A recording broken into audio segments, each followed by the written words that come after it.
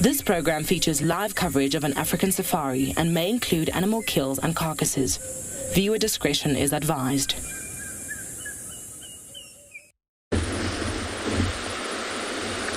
Good afternoon, everyone, and welcome to an extremely windy afternoon here in the low veld. I'm going to need to hold on to my hat. I think we are sitting here with the sleepy Djuma Pride, and of course that means it's the very start of your live safari into the African wild.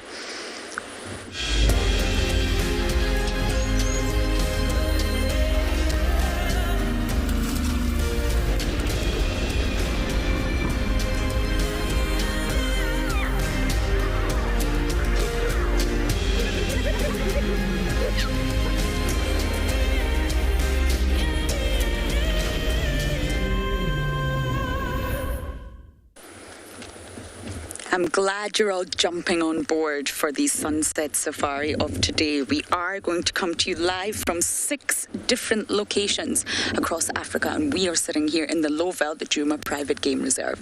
My name is Lauren. I do have BK on camera, and I cannot believe the difference in the weather conditions from this morning till now. It's slightly overcast, and the wind is absolutely howling. So what that means for our Djuma Pride is that they may get up a little bit earlier than normal and hopefully look for those buffalo. So this live safari is interactive. Please do talk to us. Send in any questions that you may have and any lovely comments that you may have. Use the hashtag WildEarth on Twitter. You can use the @FC on the YouTube chat stream. And kids, wherever you are, if you want to ask questions, please do. We prefer the questions from kids. You have to email us, and the address is kidssquestions@wildearth.tv. Now, it's not cold. It's 29 degrees Celsius, 84 degrees Fahrenheit. It's just extremely windy. And we were with this Lion Pride this morning, and they clearly have not done very much. But we do hope they're going to get up soon, and they're going to be hungry.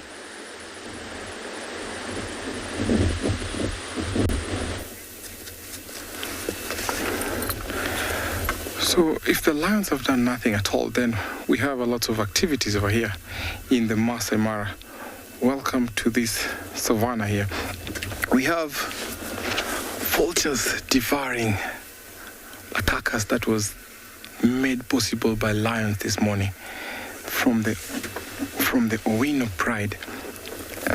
Now, if you look closely here, we have about 3 species of vultures, or maybe 2.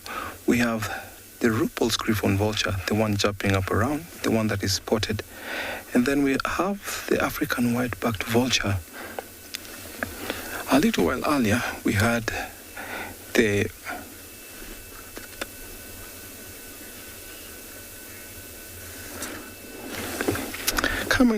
good question. The vulture's wingspan is about a meter on each end, so makes it about 2 meters. But we have a bird that has the biggest wingspan called the albatross. So these vultures have a little bit of, I would say, 1.5 meter on full stretch. So when vultures land on a carcass, there's what we call the pecking order. So the pecking order comes all from the strongest and the biggest to the smallest. Now, Big James is gonna pan a little bit to the left, where we have the marabou stock, and then there's one little teeny tiny vulture called the hooded vulture. Now, when I talk about the pecking order, the hooded vulture is the last one on a carcass. When you look at the bill, is sharp and slightly hooked on the end, which makes it possible to devour all the small carrion that is left on the bones.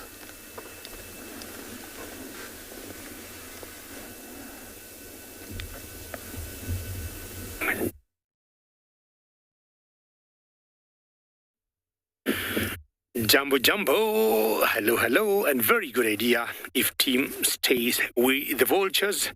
And the last vultures I remember having seen devouring a baby elephant was like 4 years ago in a game park north of Kenya in an area called Laikipia. A number of times I have personally said I respect vultures because the vultures do a very good job. We call them the cleaning crew. I do not know what we could do without the vultures. Good afternoon. My name is David, and on camera with me is Bungay. We got some elephants to start our sunset drive.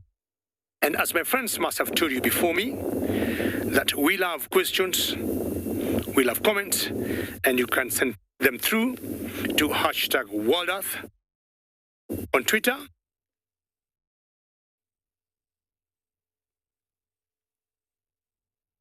Or you can also do the same at FC in the comments section of the YouTube chat channels. Young ones like that, young elephants, kids questions at WildEarth.tv. Now, sometimes we say elephants are in mast. And in general, that refers to the males. What are you doing there? And that is when the testosterone hormones or male hormones for the elephants are always heightened and quite high. At that particular time, should an elephant maybe get a female that is estrus, ideally they will mate. But also we have noticed at that condition, when we see lots of secretion from the temporal glands of those male elephants, they are always a little bit unstable. And we always try and give them space. But ideally, must is when male elephants are in season, if you may say in season, to be wanting to mate with females that would definitely be in estrus. Now, this youngster here, hello. I'm not sure she has learnt a lot in terms of eating, because it takes about 4 months, sometimes 6 months, for them to know what to do with their trunks. And you'll see them playing with whatever they can pick, because they're still discovering their trunk.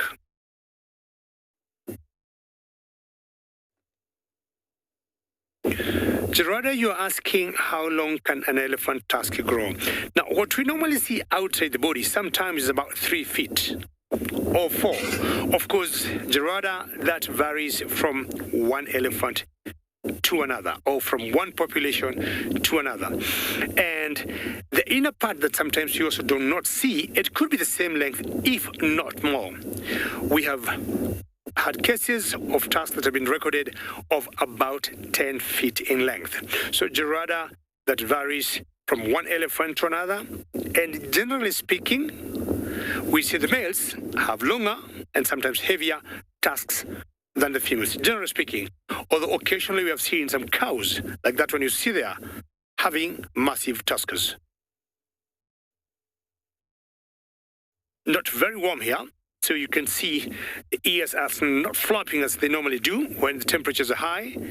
And my plans after this is to go and look for my friend, baby elephant Jasiri.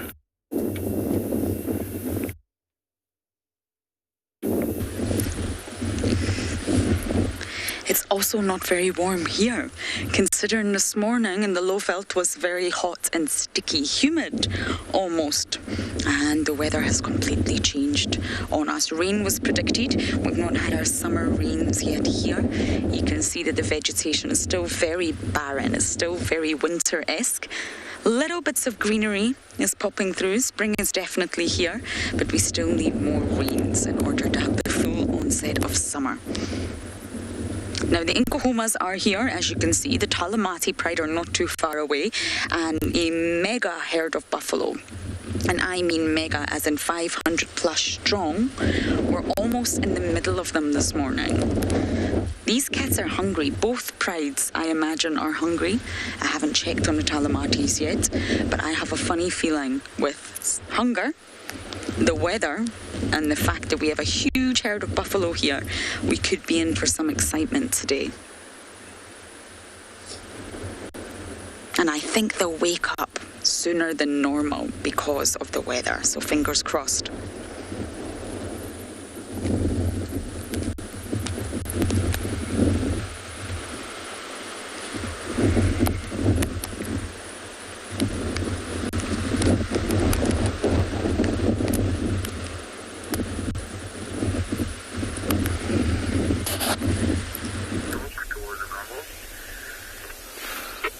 Good afternoon, everybody, and welcome to a very chilly afternoon here at andBeyond Phinda. My name is Matt, and behind the camera this afternoon we've got Craig, and we've come to the floodplain in the far eastern part of the reserve this afternoon to look for elephants, and instead we've been greeted by a lovely journey, or a tower as they are now, of giraffe, all busy feeding down below. Quite a big male in picture that you can see there, or a big bull, and then a couple of, to the right hand side of your screen, a couple of youngsters as well. And quite nice to now see, I often speak about the ossicles or the horns of them and them going bald, and now that we're above them for the first time in a very long time, you can actually see this particular giraffe bull's horns are very smooth or rounded at the top, and he's got that big callus in between his eyes, or on his head, from that fighting that they do, or the necking that they do. But all of them are actually quite relaxed this afternoon, all out in the open. There's one a little bit further to the left that's now bending down, and I can only think that it's trying to pick up a bone.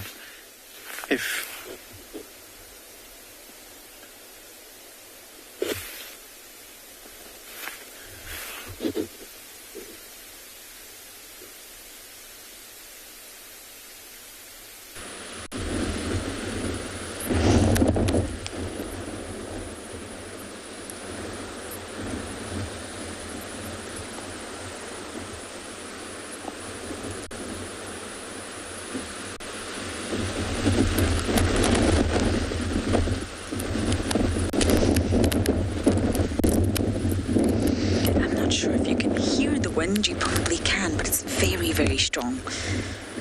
I'm surprised his pride hasn't moved much since this morning. We're in the exact same position. This morning was very eventful. They had the chance of hunting some buffalo, but there was too much against them. The herd is very large. As a pride, you can't risk injury. You've got a little more leeway than you have if you're a leopard. If you're a leopard, you're on your own. You've got no assistance from pride mates or cubs. You're completely on your own.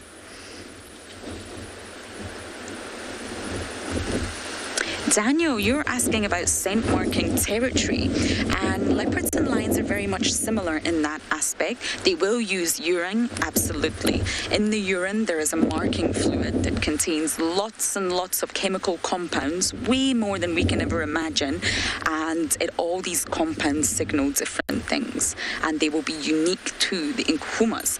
So if another lion comes up, they will be able to smell it and identify, this is the smell of the inkuhumas. So no two lion pride will have the same sort of ratio of compounds in their marking fluid. And also, they use sebaceous glands that are on their cheeks where the whiskers are. There's actually special sebaceous glands at the bottom of the hair shaft and the follicle, and it releases sebum. This also contains chemical cues about who they are. And although it doesn't sound very pleasant, feces actually contains a lot of chemical compounds for scent marking as well. So they don't do this with the intention of scent marking, but when they do the toilet, then other sort of predators in the area, especially other lions, will know that it's inkuhumas. Lions also rely on vocalizations for territory patrol, for territory marking. They will vocalize. And of course, lions' vocalizations can carry very far. And by you continually vocalizing, you're letting any neighbors know that this is your territory. So I hope that answers your question, Daniel. We're going to sit tight and hope these cats wake up soon.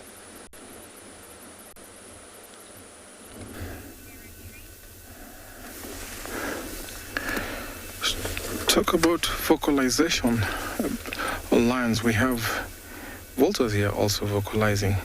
We have the Leopard-faced vulture that has joined in, and the African white-back vulture and the Ruppel's griffon vulture, including one of the stocks called the marabou stocks.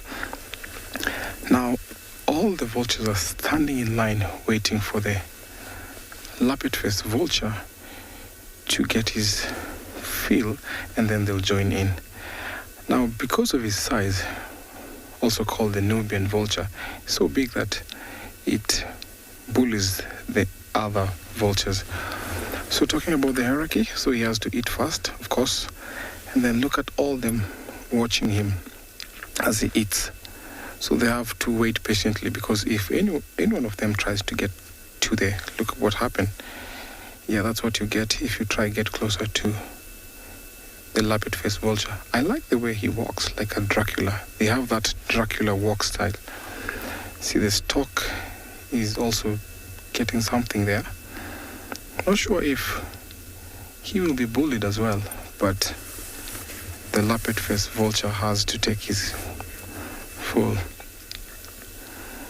He's on the carcass by himself, and so the rest have to wait until his hard is filled, and then they join in. Seems like a pair there.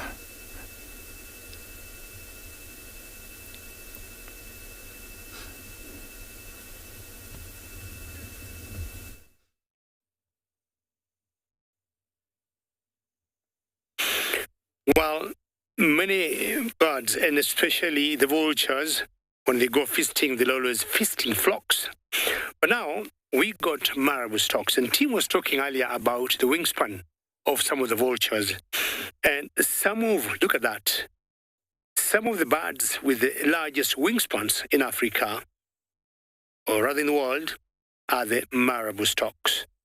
I think Tim had one marabou stock, and I think I got about 5. Quite a number of them here. And some of the wingspans of these stocks will go up to 3 meters. Anything 2 point something to almost 3 meters wingspan. Of course, they are heavy bodies. They need some huge wings to keep them in the air. But now, looking at them closely, I'm seeing some kind of breeding maybe going on here.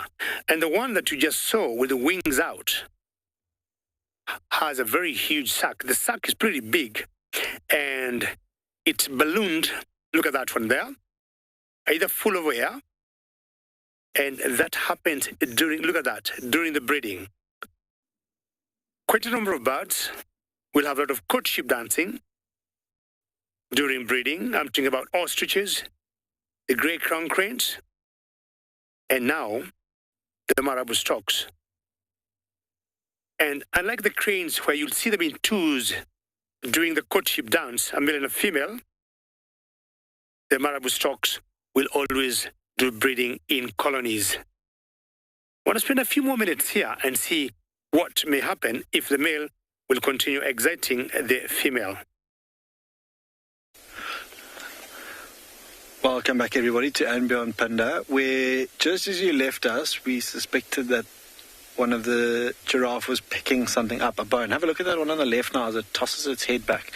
It's just picked up a bone, and it's busy chewing on that bone, trying to get all of the calcium and what's left of it out of that bone, and it obviously just throwing it around in its mouth, trying to manipulate that, and that's called osteophagy. Tanya, you asking how many species of giraffe we've got here in Phinda? We've just got the one in picture that you see here, the plains giraffe. All and very much like that out in the open plains. I'm actually quite chuffed they're out there. And in an area like this, I mean, we could find things like cheetah that will obviously hunt in open areas like this. And maybe that's something that a cheetah killed a while back that they are now busy chewing on the bones of. But they're all now standing out in the open quite nicely. A couple of them closer to us, or the one on the right at least, also bent down to pick a bone up. And just as if they going down for a drink of water, they splay those front legs are quite wide. They do the splits with those and then bend over to pick it up and then stand back up again. But the two younger ones, you can actually see 1 or 2 oxpeckers on their backs. And earlier on, the one had about 8 or 9 oxpeckers, and it did a bit of a jump, like a running kick, like Billy Elliot. It was actually quite amusing to watch. And then it skedaddled off. Obviously, just getting a little bit frustrated with those oxpeckers. But now as they move through these open plains, if there is something like a cheetah lying somewhere out here in the open, these giraffe would definitely be quite an aid for us this afternoon. Now just stay fixed in that area, and if that is the case, we'll have to go and investigate and see. Hopefully we strike gold.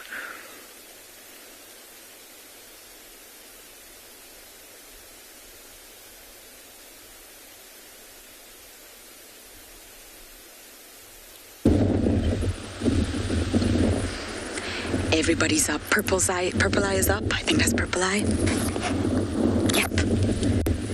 She's up. They hear the buffalo.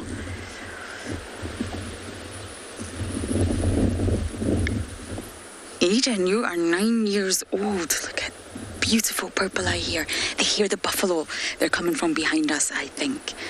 Eden, of course they're not scared of water. They have been living out here in the wild since they were born. So they're used to the seasonal changes. They go through very harsh, cold and dry winters, sometimes so dry that they don't have much delicious food to eat.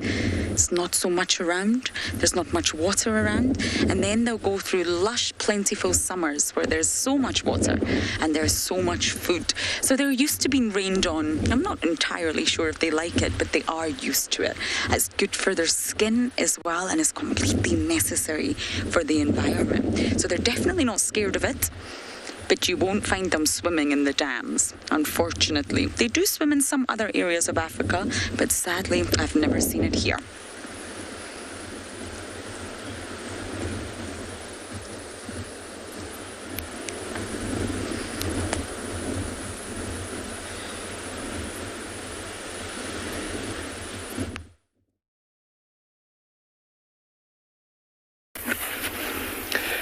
Very good afternoon to everybody. Welcome to the wonderful and magical landscape of Tswalu Kalahari. My name is Kyle and behind camera is David. Hello. And together we'll be taking you and getting lost in that vastness right over there. We've got a few antelope in the scene right now. Obviously it's quite warm today. It's starting to warm up. Every day is getting warmer and warmer. We're about 26 degrees. And in the picture you can see the heat rays coming off from the ground.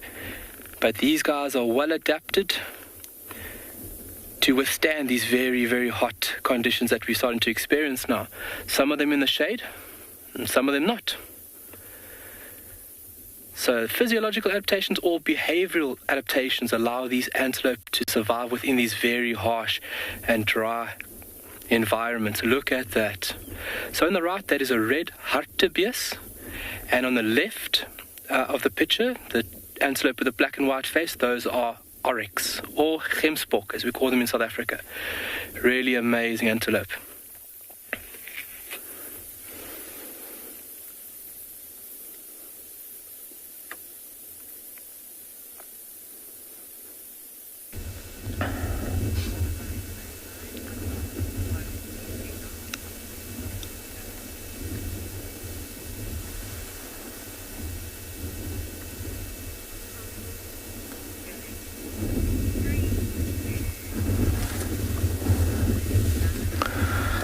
The leopard-faced vulture is still on the carcass. The other vultures, the Ruppel's griffon vulture and the African whiteback vulture, are waiting in line. I can see the marabou swallowing something. Now, the marabou stock has a very interesting story about it. When you look closely or keenly on the legs, you'll see that there's a white residue on the legs. Now, the white residue is from dried urine. They deposit that on the legs, and this is a behavior called urohydrosis for the reason of evaporative cooling.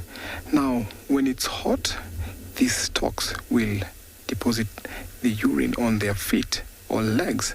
That helps them cool their body, which is so interesting. I like calling them the undertaker birds.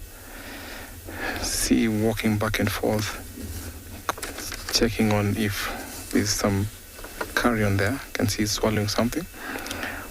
Now the king, or the leopard-faced vulture, has taken over, and everyone else is waiting in silence, not sure when he will leave, but they're hoping the Leopard-faced vulture will leave soon.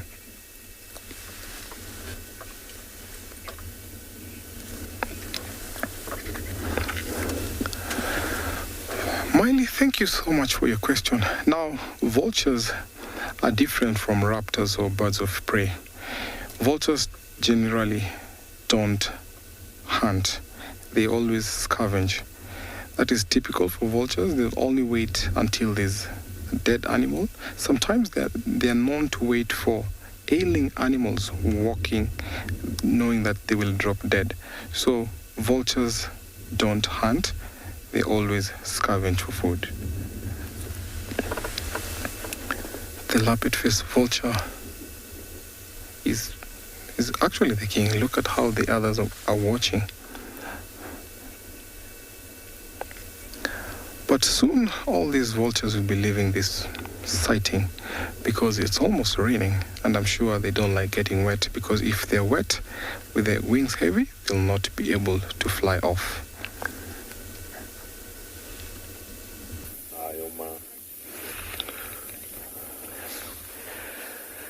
All right, don't like getting wet. We've got no clouds this side to get wet.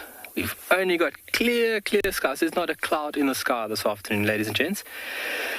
So really nice to see two different species of antelope mixing and intermingling like this.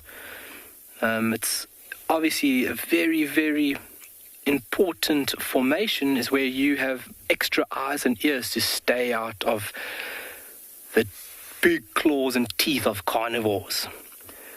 And obviously the horns, being antelope found out in the open areas, both male and female will have horns within both of these species, the oryx and as well as the red hartebeus. What beautiful scenery in the background. Wow.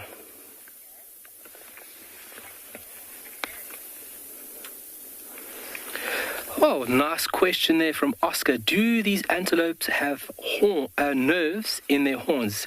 Oscar, yes. It won't be found throughout the horn.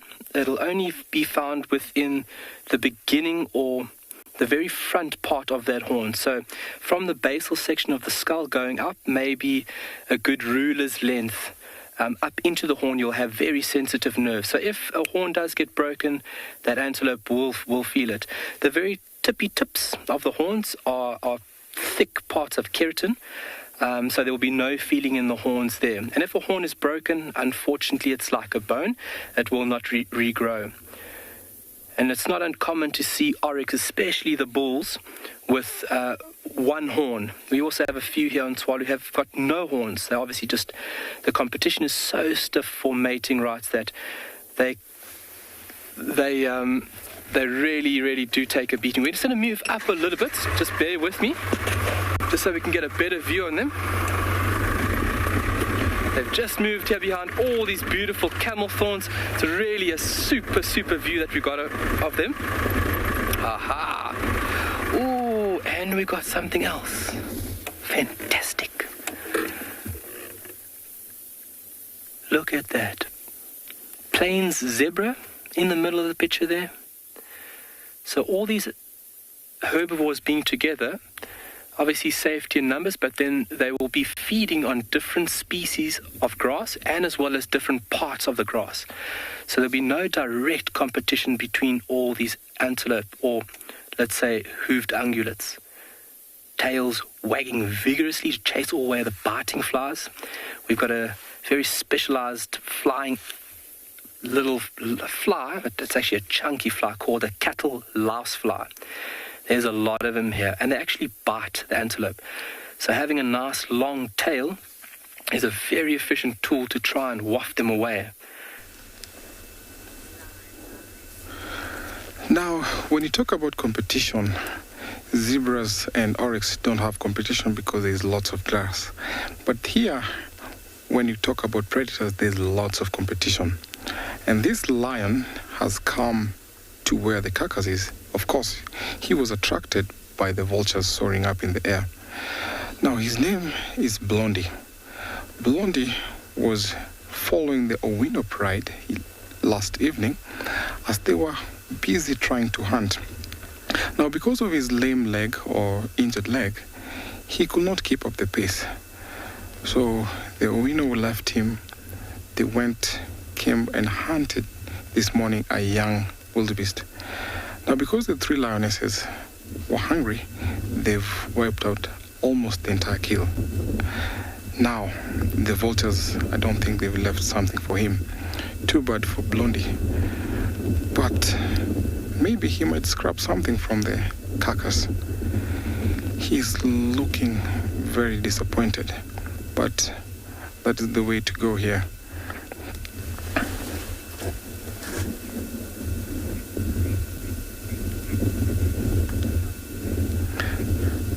Joshua, thank you for your question. Wow, yes, lions can hunt birds as well, especially when there's an opportunity. When an opportunity arises, lions will go after anything. I've seen lions go up even for snakes. I've seen them trying to get tortoise. Of course, tortoise has a shell. So, yes, they will go definitely after a bird.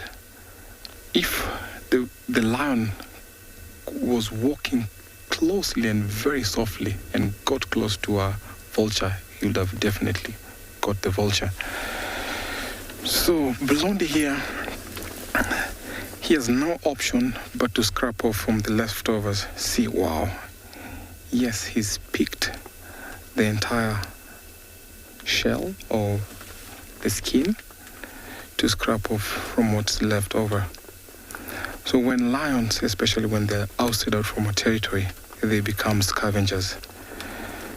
Even though he was once a pride male, after his tenure, he becomes a scavenger. Too bad. So he will join other small lions that have already been kicked out of their pride, and they form up a unit together. Now, because he's alone, he has to follow the Owino pride and scavenge with them. So he's gonna be turning around and checking on the carcass and at least eat whatever's been left. Yeah, we have the front part, so he has at least best of luck. One call from the buffalo, and they were all up. They know exactly where they are. BK and I can't actually see them, but we can hear them. But the Nkahuma ladies, at least the adults, there's 7 of them here, they know exactly where those buffalo are. They're keeping their eyes on the prize, on the target, so that when they are all ready to wake up, they're going to travel together and see what the situation is like. Polly, you're asking how many males are in this pride. Now, that's an interesting question because regarding adult males, they're not technically really part of the pride. The Avokas are in a coalition of their own. There's 3 of them, and they are the dominant males around. And what that means is that they will sort of take charge of different prides. So they reside over a large territory, and within that, you'll have different prides of lionesses, and they have the Nkahumas and the Talamates. But there's lots of male cubs, and we'll come back to that in just a moment and try to identify who we have here.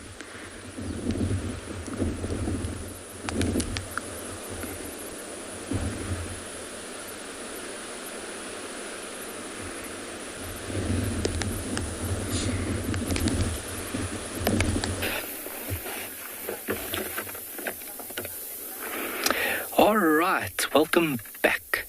Very beautiful setting here. And in the mix of things, these plains zebra are also having a little late afternoon lunch. They are grazers, so that means their mouth parts are specifically designed to eat on grass. And looking at the beautiful black and white patterning on this animal, it's very easy to recognize that this is a plains zebra. So if you can see that nice thick black line around the bum or the rump area, you have the black line, you have the white line, and then you have a nice black line. In between those 2 black lines is like a grey line. We call that stripe, the shadow stripe, a very, very prominent feature found on plain zebra. Whereas another species we have here on Tswalu called the mountain zebra does not have that shadow stripe, giving it a very clean finish. So just looking at the rump, very easy to recognize this specific species. Really amazing creature. So the stripes are an adaptation to allow the animal to blend in the environment and trick a predator's eyes.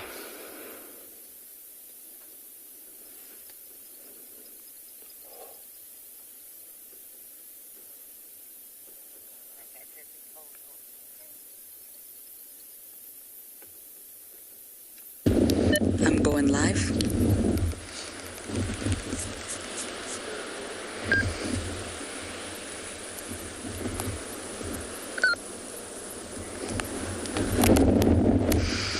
Everyone's starting to wake up, and this is known as sort of pride contagious behavior because the bonds are so tight-knit within a lion pride. Once one lioness starts to wake up, if you just look over here at Purple Eye BK, you can see that she's alert. She's had her eyes on the buffalo for quite some time. And there's a lioness behind her. I'm pretty sure it's Amber Eyes, who's got one leg wrapped around her body, almost like they're spooning. Now, they are affectionate. They do like to sort of stay in close contact with one another. There's also another reason. She's sleeping. And if Purple Eye gets up, that will immediately wake Amber up because they all have to move together. No one wants to be left behind. We've got Nick ear here, we've got Pale-Eyed Lioness, I think we've got Chilla, Purple, Amber, and two are sleeping. I haven't managed to see exactly who the sleepyheads are yet. But when they start grooming themselves, they all allo groom, but it's very contagious. And contagious behavior is said to lead to stronger group bonds within the animal kingdom, and it's related to empathy as well. It's really important that this pride are in tune with one another, if you like. Yes, they can separate, yes, they can venture off, but they must come back together. They live for the pride. They will not be able to sort of look after so many offspring and stay strong if they're not together. Safety in numbers. And these lionesses are fierce. I really do feel like we might have a hunt on our hands today. We're going to have to follow these lines very carefully. But you can see Purple Eye right at the back here has not changed her gaze. She has been watching her one eye on a buffalo. They can hear them, they can smell them. The wind is probably bringing the scent to their nostrils, which is why they're awake. So I really do believe we're in for an exciting afternoon.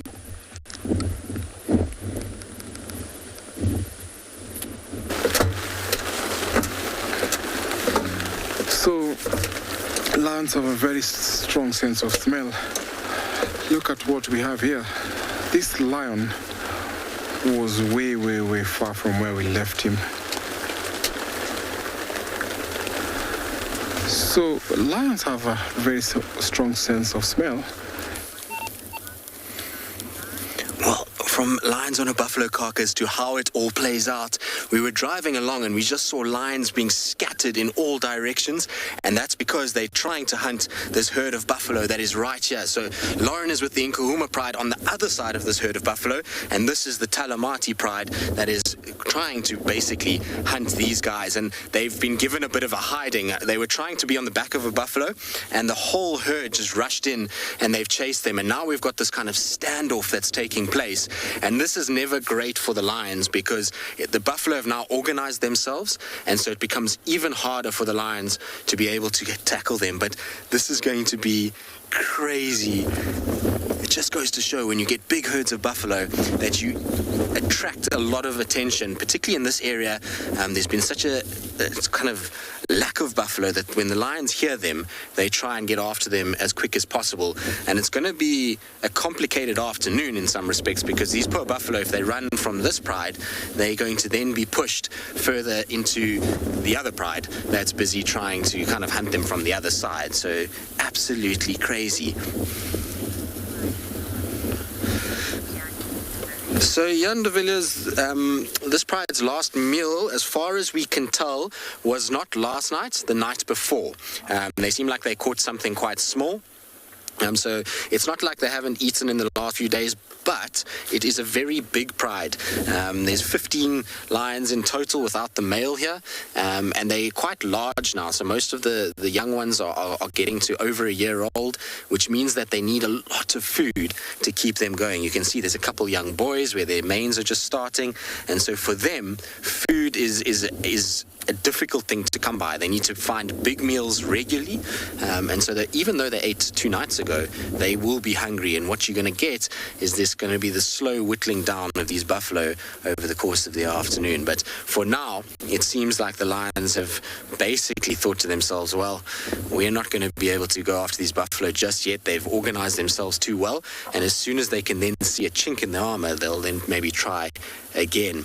And it's going to require the big male, and I'm not sure if he's with them today, to play a part in that, because obviously his weight and his size is going to be of importance. But you see there's a bull buffalo coming forward now, and what you'll find is every now and then these buffalo will just slowly start to push towards the lions, and then they kind of rush at them and they try and just sort of get them away a little bit, and they try and keep the distance. And you can actually see the debris on that buffalo's horns from where he was thrashing about. Now when we spotted them at first, there was just lions exploding everywhere and buffalo hitting bushes. It was just came around the corner and there was just this craziness. But watch him come forward. Can you hear him? And you can hear the lions growling as well.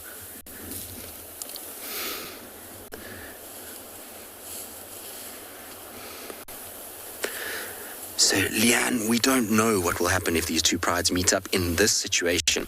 If they were on a kill, it might be a little bit different, because these two prides actually are related. Many, many years ago, they split into form the Inkahumas and Talamatis. So they are relations of one another, but they've spent so much time apart that generally they consider each other as competition. And when there's been big carcasses, there's actually been reported cases of them feeding together on the same carcass. But in a hunt situation, it would cause absolute chaos, because no one would know who is who. There would be buffalo stampeding around, and it would become very difficult. And then you would find that there would probably be massive fights that would break out.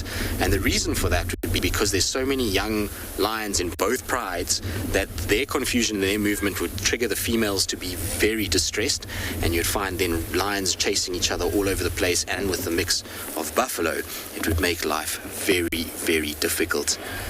Absolutely crazy. But maybe this is a good time, now that all the buffalo just turned and kind of moved off, just to tell you who I am and introduce myself. My name is Tristan.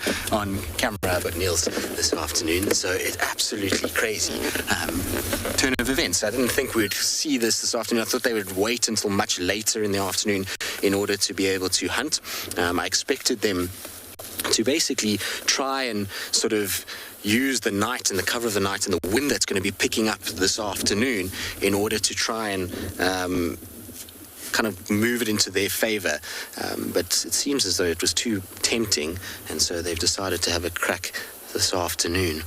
But I wonder if the commotion of what just happened, look, there comes one coming forward now.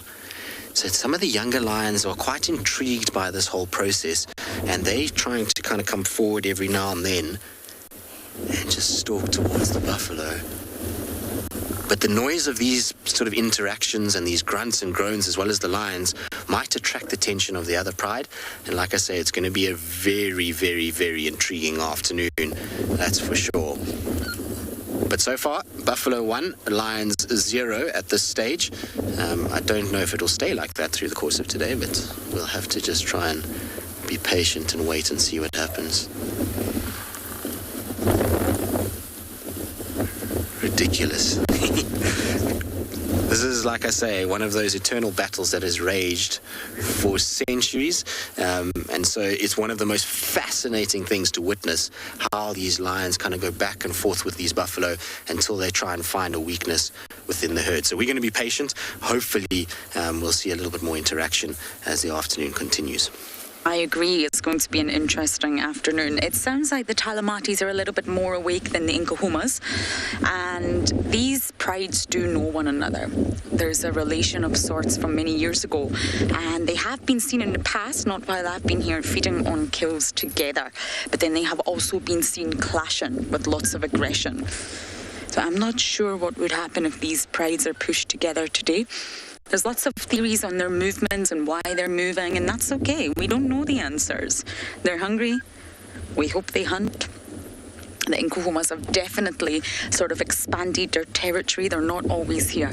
So it's such a pleasure to have them here on Djuma. And with a huge herd of buffalo like that around, apparently heading our way, we can only hope for the best. Lions don't need to eat every day. BK, if we just look at that cute moment. Scratch yourself and look. One of the elders. But if we just look at this boy, I think it's ridge-nosed boy at the front here, you can see he's very skinny. So he definitely needs a good meal. In fact, they all do.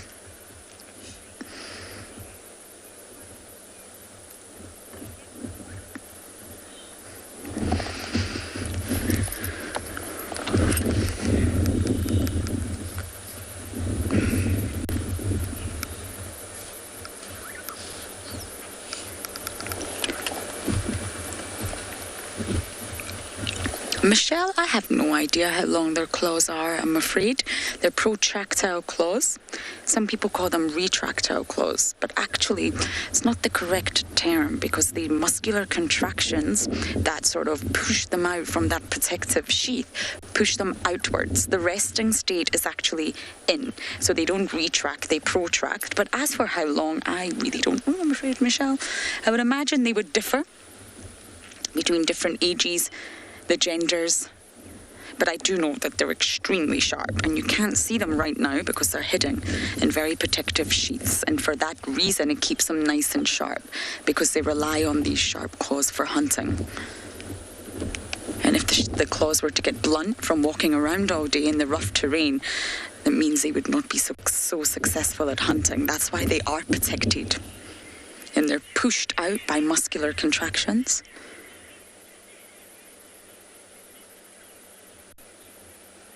I'm really intrigued to see how this afternoon's going to go. But it seems my Nkuhumas are enjoying the grooming a little bit too much this afternoon.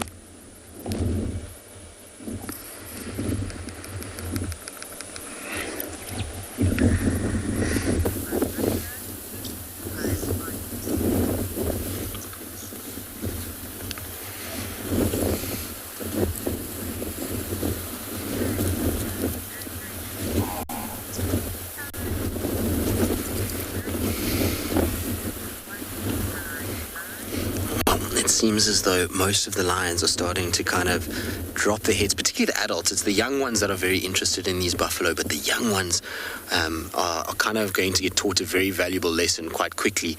The adults are all sort of lying heads down, pretending as though they don't care too much.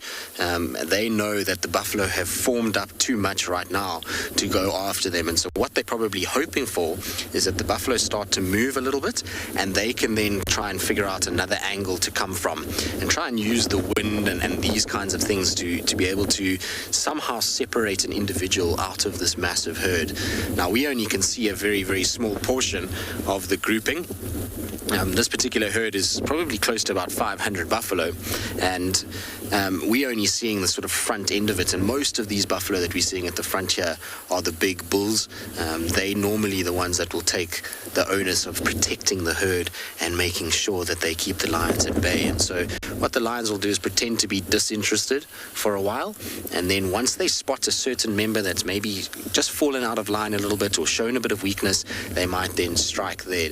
So it's going going to be a game of just back and forth, or cat and mouse, if you want to call it, until such time as one of them decides they are not having any of it and moves off. But it's going to be a really uncomfortable afternoon for the buffalo particularly, because, like I say, there's not only do they have this pride, but they have a pride that's on the southern side of them to worry about, and they've got this huge amount of wind, so they can't hear what's going on, and they can only confront what they can see. And if these lions can somehow reposition and move around in some way, you never know, they might be able to pick one off in the chaos. So it's going to be a very, very, very interesting afternoon, that's for sure.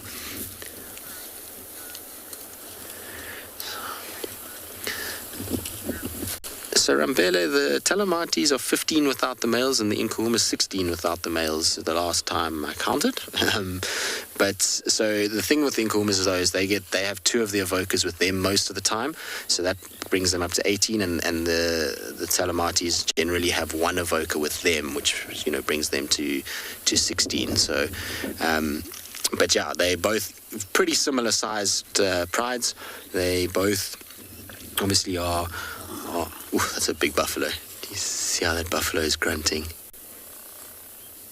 It's such a pity there's so much wind, because the noises are amazing.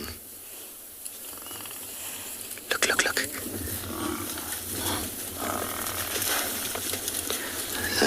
There we go. That's lions being scattered by buffalo. They are all trying their very best to look as though they're big, brave cats, but these buffalo are giving them an absolute run around at this stage, and it will continue like this. Is not going to stop anytime soon. We're going to find that this is going to keep going. But you see how the adults are typically lying more towards the back, and it's mostly the sub-adults that were in front, and they all scattered quickly. They aren't as brave as the parents, and everyone just lies down again and waits, and this is how it's going to be until such time as one decides this is not worth the effort.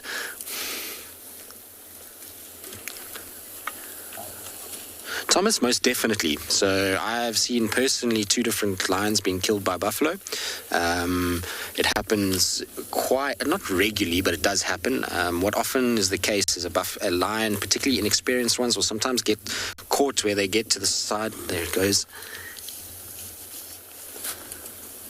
I'm going to just stay where I am. I'm not going to move too much, but basically the lions get caught coming from the front of the buffalo, and those horns then get them often in the stomach, and both lions that I saw being killed were disemboweled.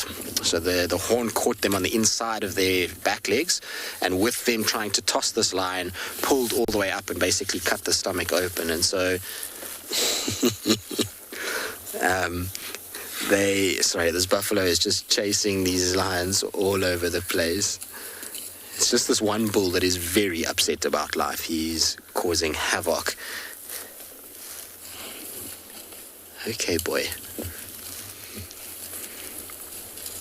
But you would expect that the lions would retreat further, but they know it's just a game of patience and back and forth, and eventually maybe they'll get it right. So just have to be patient. But here come the young males, look. And this is vital experience for the young males, because they need to learn how to do this, especially because as they get older, they're going to become a huge part of this pride. There's 3 different males in this grouping that are of the size that they could start potentially learning how to bring down these buffalo bulls. And the older they get, the more this pride is going to benefit from their size and their strength. For now, though, the females are not as interested, that's for sure. Okay, well, we're not going to go anywhere. This is going to be fascinating to watch, and let's hope that the lions can muster their strength and gather their numbers again. I can just imagine it's fascinating, and I'm hoping things change up at this side as well. Tristan and I are really not too far away from one another with 2 separate prides. And one of the most fascinating things for me about buffalo is why has evolution blessed them with the Inability to defend themselves. So they're huge animals. They could easily escape lions if they wanted to. They really could. They travel sort of in vast numbers. They're equipped with weapons on their head, powerful weapons, and they've got a huge body mass. I'm sure, as Tristan said, they really could injure lions if they really wanted to. But generally speaking, they don't. And yes, there's a few examples online where a buffalo has fought back. But in general terms, they don't. The lions always win.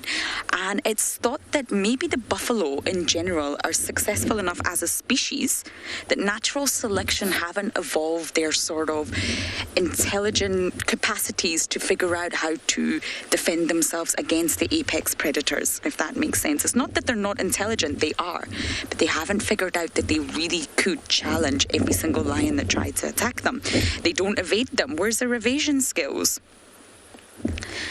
And it's just thought that they are successful enough. The numbers of buffalo are high enough, and therefore the lions need to control them. So in this sort of evolutionary arms race, the lions always win. Isn't it fascinating?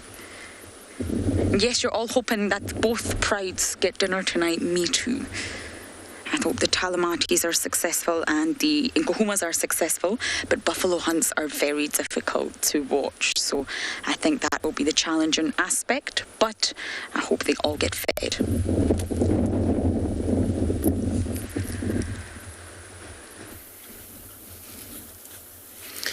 Well, let's hope so. I mean, the prides both of them could do with the meal, that's for sure. But I still think it's going to be very, very, very tricky for either pride to come right. It's such a big herd with so many large buffalo bulls in it that they're going to have to cause some sort of panic and get a young buffalo out separated or an injured one separated somehow and hope that the rest of the herd doesn't come at them. But the chances of that is going to be quite slim. So I think they've got the odds stacked against them in many, many ways.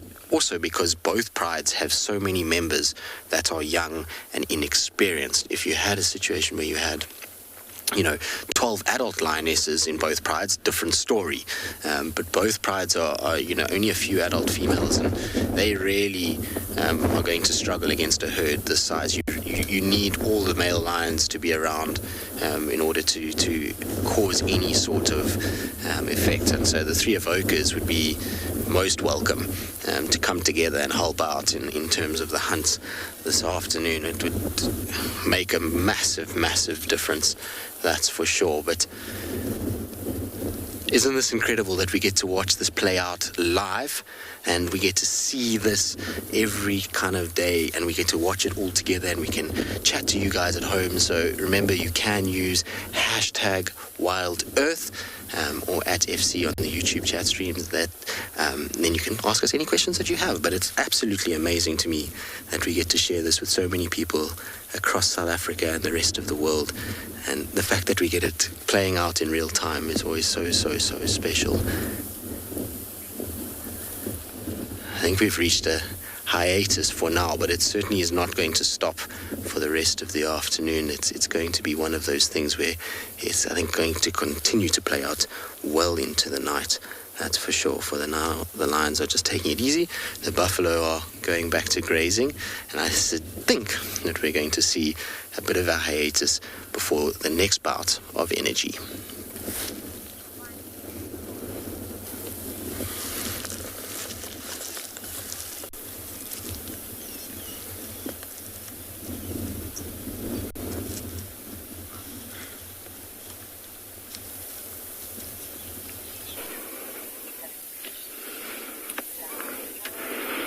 All right, we've decided just to sneak into a watering hole and see what it is we could find here. And we've got a very large group of wattled starlings.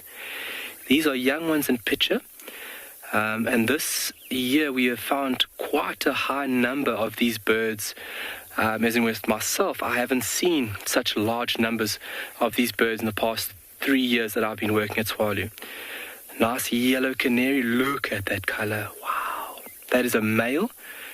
Very heavy beak designed to feed on seeds and scoop in the water and then obviously swallowing from there. There's a lot of activity. The proximity of the bushes being very close to the water's edge makes it a prime spot for birding here. as in where the birds, if in any sign of danger, can go from the water's edge back up to this thick brush line over here to stay obviously out of the strong and formidable talons of raptors. Just that's another group of starlings. They're all chattering away, doing a little bit of preening. They'd also come down to the water's edge now and do a little bit of bathing, just to remove parasites, to keep the feathers nice and clean. That's your best dress, so you have to make sure that you keep them in good shape. These guys are insect eaters, but they'll also eat fruit occasionally and nectar. Seeds along the line have been recorded as well, but very busy birds. And in the breeding season, hence the name wattle starling, the male will have this big, dark wattle extending from his chin downwards. Dave, would you just come to the right-hand side over here? Oh, there it flies. We've also got some little scaly feathered weavers. We have seen them before. See on the right here, just in this blackthorn, David. Just up a little bit. Tiny little birds are always a challenge to find.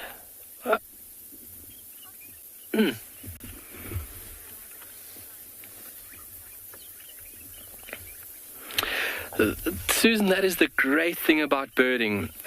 Being a birder myself, it's always really exciting seeing new birds. And the thing is that you can be anywhere, and there is a very high chance that you could see a new bird species, which makes it super, super exciting. I love that. I travel far and wide. I will drop my dinner if I have to get a new bird species on my checklist.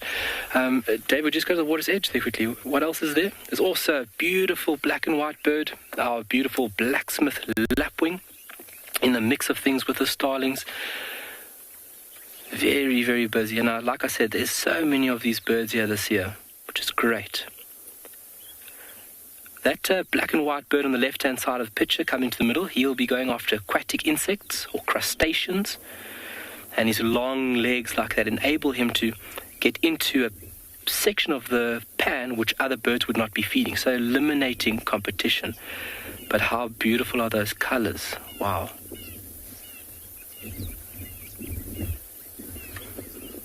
And what we're hoping for is sitting over here and hopefully something gets drawn into the water.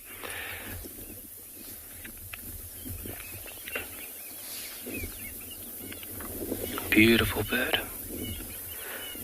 So this pan providing a nice habitat for a lot of insects, making it perfect for this bird.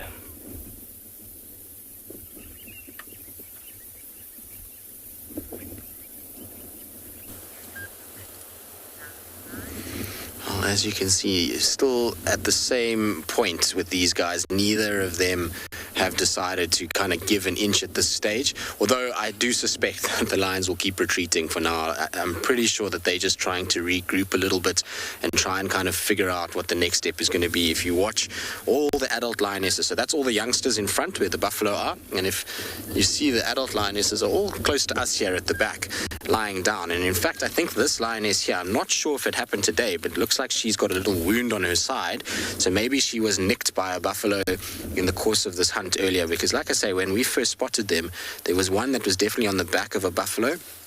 It looks quite healed though, so it doesn't look like it's a fresh thing that's happened now.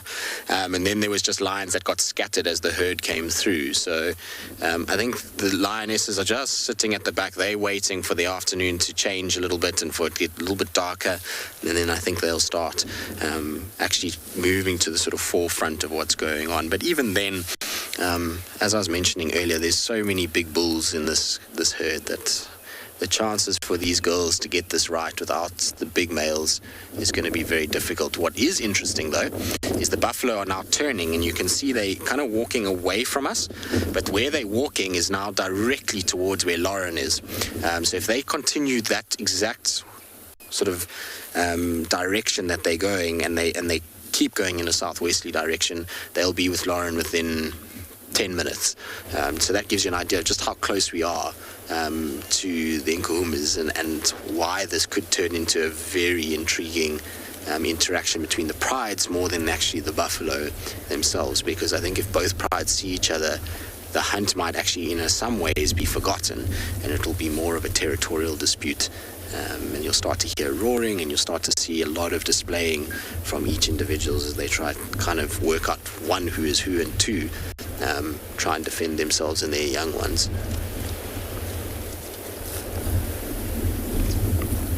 But for now, it's just that kind of lull a little bit in these hunts that takes place. You get this often when there's buffalo and lion interactions. It's kind of peaks and troughs that continue to roll through the event. Eventually, like I say, one will give up basically, and it's normally the lions. The lions normally admit defeat before the buffalo do, and they then just start to fall asleep and kind of move off. But it'll be interesting, that's for sure. So we're going to just stay tight in the spot, and hopefully we'll get a little bit of action as the afternoon plays out.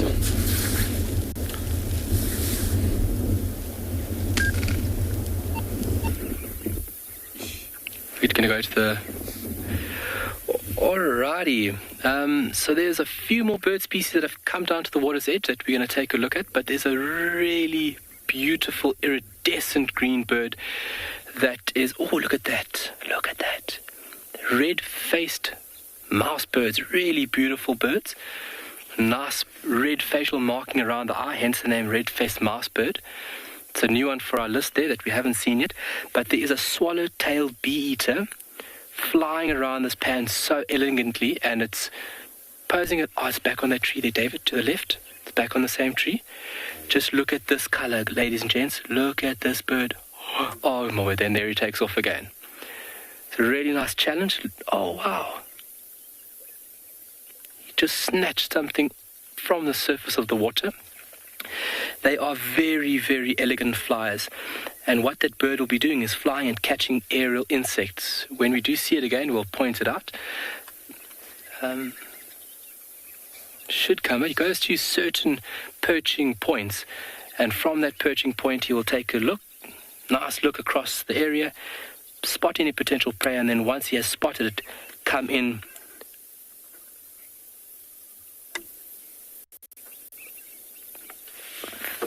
Wow, there's so many new species today. It makes me happy. It makes me smile. Always a privilege to be in an area where we can see new species. For me, it's a big drive in my guiding career.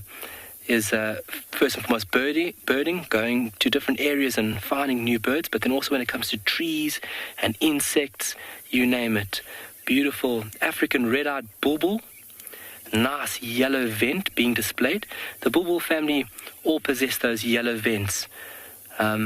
Dave, can you jump in there for us? Can you get a bit closer, just the bottom of that beautiful camel thorn? There we go. What is that there? Oh, there's a new bird for us as well. Oh, my word. That is a bunting, ladies and gentlemen. And how we know it's a bunting is from that... Is it flown off, Dave? Okay, go in a bit for me. Just hold on with me, guys. There, just go a bit closer. There we go. To the right. There we go. Yes. Yes. Look at the black and white stripy head. From that feature, we can be sure that that is a bunting species. And we have a few different species of bunting here in Tswalu, which is very, very nice for birders. This is a cinnamon-breasted bunting. A beautiful black and white head with that nice cinnamony color chest or breast. Fantastic bird.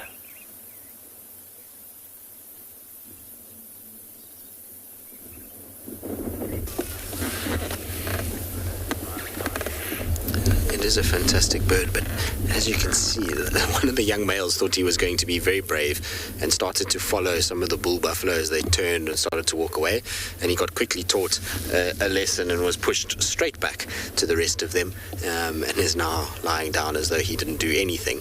But he most certainly got given a very, very, very quick lesson as to who's actually in charge of the current standing at the moment, and it's most certainly these buffalo bulls. They are enforcing their power over these lions at the moment and keeping them at bay. But like I say, it's a game of attrition, and what's been very, very interesting to watch is how the adult females have been more than happy to watch the youngsters try, and they're learning valuable lessons from this. And what we've been seeing is as the buffalo start to turn, you can see the younger individuals become very intrigued, and they actually stand up and start to move behind the buffalo, and we've started to see them even start to try and flank a little bit, and then they kind of get retreated back, and so it keeps happening. And so I think in many ways, even though the adult females are not hugely interested in trying to actually catch one of these buffalo, there's really valuable kind of learning experience for the younger individuals, particularly the young males and young females.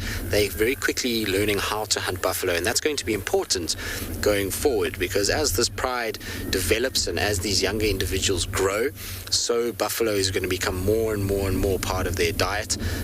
So far up until this point, because of the lack of buffalo, they've been hunting a lot of zebra, a lot of wildebeest, kudu, waterbuck, those kinds of things, but that's not really going to fill the tummies often enough or for long enough to sustain them. So they'll start trying to have buffalo now that we have buffalo in this area. So, Julia, yes, prides do steal kills from each other, especially bigger prides on smaller prides. If you find, let's say, hypothetically, the Inkuhumas came across the Shimungwe female with just her cub, they would most certainly run her off and take that kill from her. In the case of these two prides, it's going to be fascinating from the point of view that it's very similar numbers and very similar in terms of the number of actual adults within the group. So that's why it will fascinate me to see if the two come into contact with one another, because it'll be really, really interesting to see who gives way. We know historically that this is Inkuhuma's normal hangouts. I mean, they lately have been pushing more south, but historically this is where they've called home. And now all of a sudden, you know, you've got this pride in the area that's pushing into what they would deem to be theirs. I think you're going to be a very kind of interesting response from them to the Talamati. So we'll see what happens. It's all on the line this afternoon, that's for sure.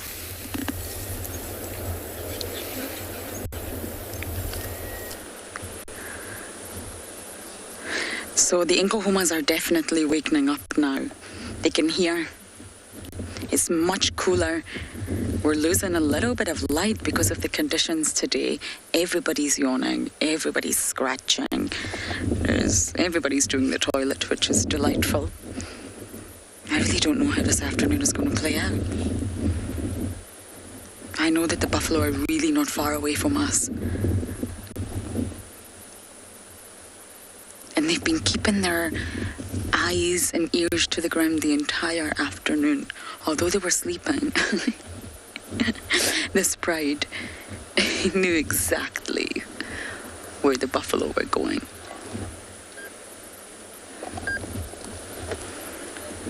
I don't think it's going to be long before they get up. I know I keep saying this, but I really don't think it's going to be long. The buffalo are just on the other side of Treehouse Dam, apparently making their way right towards us.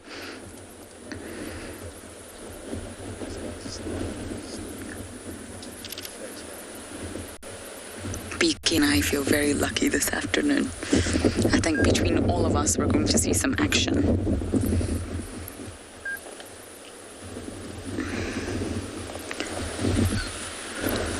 You can see the cubs are getting really playful over here, you see that?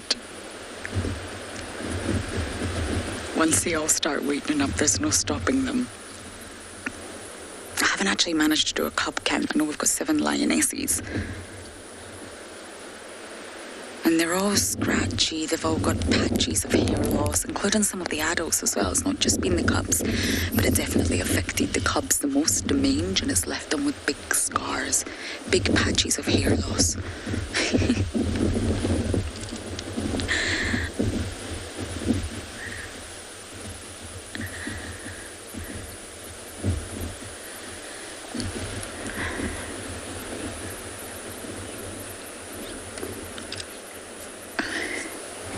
MJ, you are right, lions everywhere. And if you think about it, sometimes the team here in Djuma drive ourselves crazy because we can never find any animals. And over the past, well, at least today, we've got 2 prides in really close proximity with one another. So yes, MJ, lions everywhere.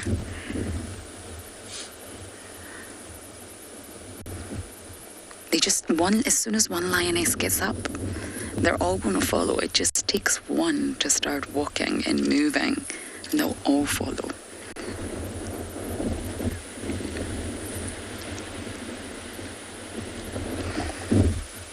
Oof, that looks good, doesn't it?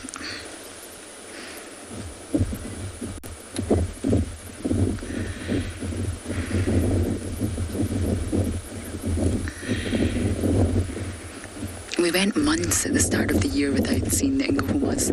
Months and months. It was such a long time.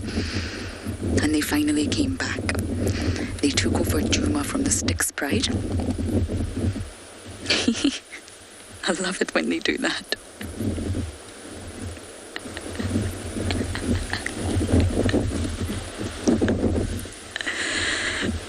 Oh, that must be the spot. That's the sweet spot. Oh, yeah.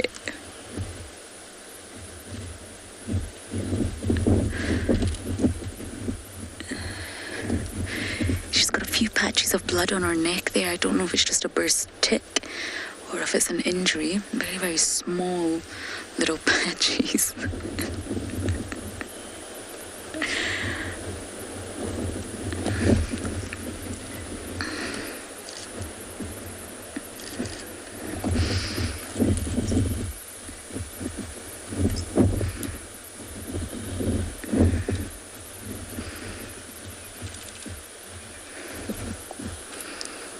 Isn't Amber just beautiful? Look at her eyes. She's so stunning.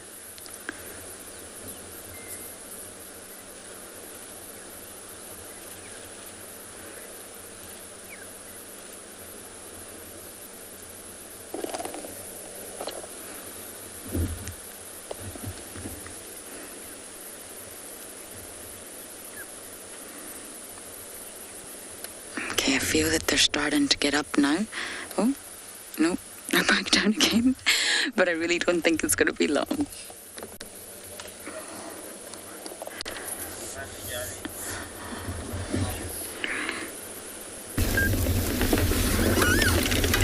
Well, I don't think it's going to be long at all because the buffalo are now hightailing it straight towards where Lauren is and the Telematis are in pursuit. So they're starting to follow now. We're going to try and just keep up with them as they go. The buffalo are kind of just moving straight ahead of us. I can see them maybe about 100 meters ahead of where we are. So there's a big termite mound coming up, and I suspect that the lions will make use of that termite mound. They'll go up on top there, and then they'll watch the buffalo from that area. But it's going to be this constant kind of movement that we're going to see. But you see how as soon as one retreats, the other kind of pushes forward. And again, you know, the lions gave way, now the buffalo give way, and the lions are coming forward. So it's going to be like this the whole afternoon. Hopefully, eventually, one of them will have some sort of success, because it's a lot of lions to be hunting one herd of buffalo, that's for sure. And I'm pretty sure these guys are going to attract the attention of the Nkumas. So here we go. Here's the whole pride. Can you hear them? Now, I bet you some of them are going to come up the mound next to us here. Here come some of the boys. They are looking amazing.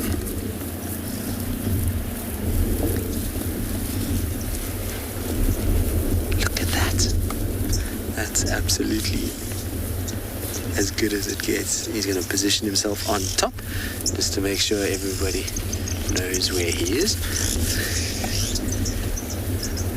Tom, this could get ugly for many reasons. We could get ugly from a buffalo-lion interaction point of view, so ugly for a buffalo or ugly for lions because of the two species, but also ugly from a pride point of view. You know, fighting, when prides fight, things can happen and animals can lose their lives, cubs can be hurt, so it's going to be a very, very, very difficult afternoon for everybody involved. I don't think we're going to see... Here comes one of the bulls again. Do you see why they get up? So here comes another one. They like to get higher, much like we use termite mounds for bushwalks to get higher and to make it to be safer. You find lions do the exact same thing, but this is absolutely amazing. I was pretty certain they were going to use this mound. Most of the time, lions will use mounds like this when they feel like there's some sort of a threat close by, they like to get up on them because they know it's a point of safety. The problem is that they sometimes can get surrounded on these mounds, and that's obviously a bit of an issue. There's no space for you up there, girl. That's cool. Isn't this very, very cool? And it seems like the weather kind of is matching the whole afternoon as well.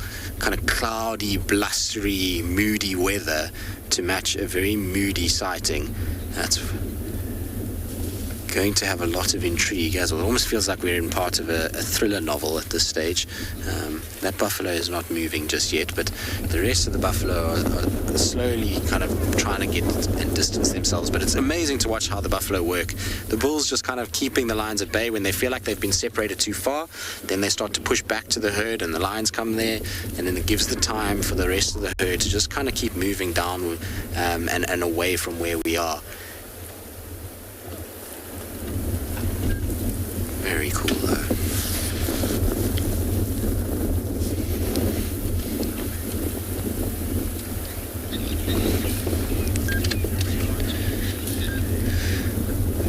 Storybooks for sure. It's chaos in Djuma today. It's a lot going on. This particular part of the world at this time of the year is generally chaos.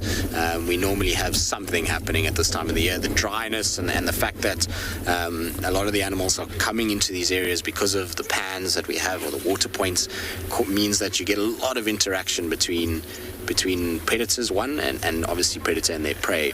And so generally this time of the year is a really good time of year to be out on a safari. And these kind of incidents tend to take place a lot more at this time of the year than they do in the summer months. It's just easier to find the animals as well.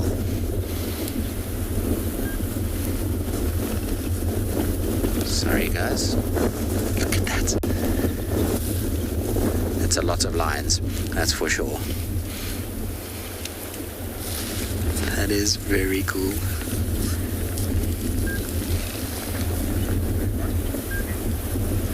Right, so we're just going to sit tight. We're going to wait and see how things play out. I'm sure it's going to be an afternoon full of interest.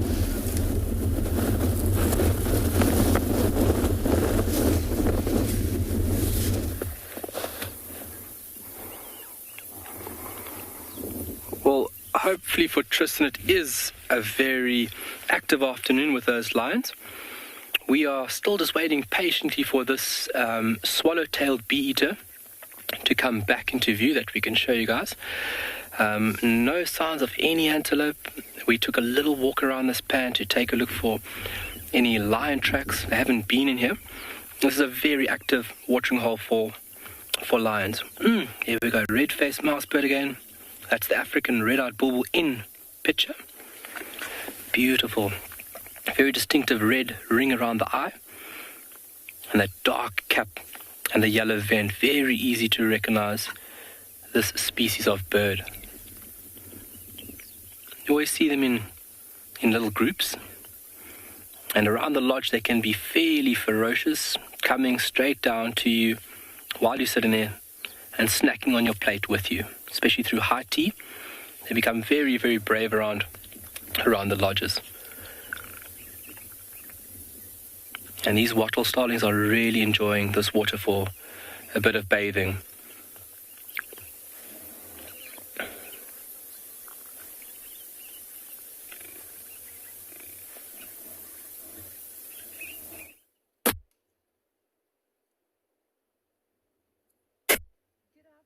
From a very, very wind-pride land, we have finally managed to find some elephants, but they are hiding away, so I don't know for how long we're actually going to have a view of these elephants.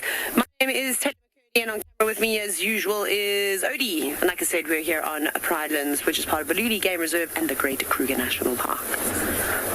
Anyway, so we've been driving around out all afternoon trying to find animals, but it's so blustery out here today. I'm surprised we've managed to find these elephants, but you can see that they are tucked away up right on top of the ridge. There's lots and lots of sickle bush here, so I think it's providing them with a bit of shelter.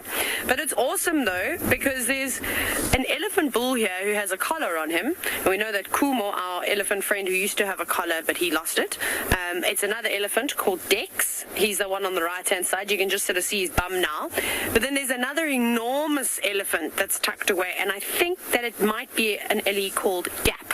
So I think this is what we're going to do for the rest of the afternoons. I'm going to sit here and wait for them to come out so we can see them properly, because it's just nice to sort of see some elephants that they are doing research on. And I think you would all love to see Gap, because he's got really big tusks. Not quite as big as Ezelwini, who is the famous tusker that roams around the Baluli sort of Olifants and of course Pridelands region, but he is very impressive nonetheless.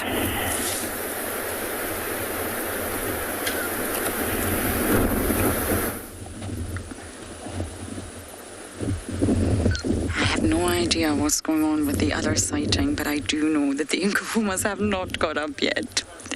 Every time that I anticipate they will, they don't. It's going to happen soon. I mean, it's 4:30 here in South Africa, and it's got really cold. Both BK and I are seriously regretting not bringing more clothes. We opted for summer attire, which was not a great idea, and as I'm sure you can hear, the winds are howling. It is perfect hunting conditions. The wind gives the predators a bit of an edge over the prey.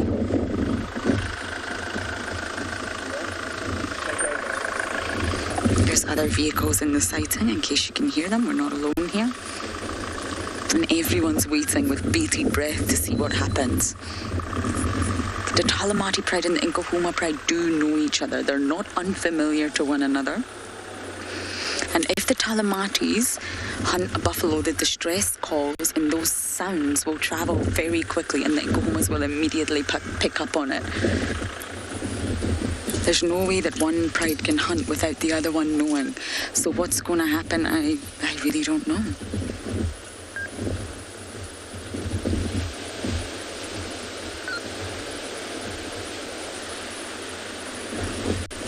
They keep looking in that direction. They're showing a lot of interest. They're just not moving.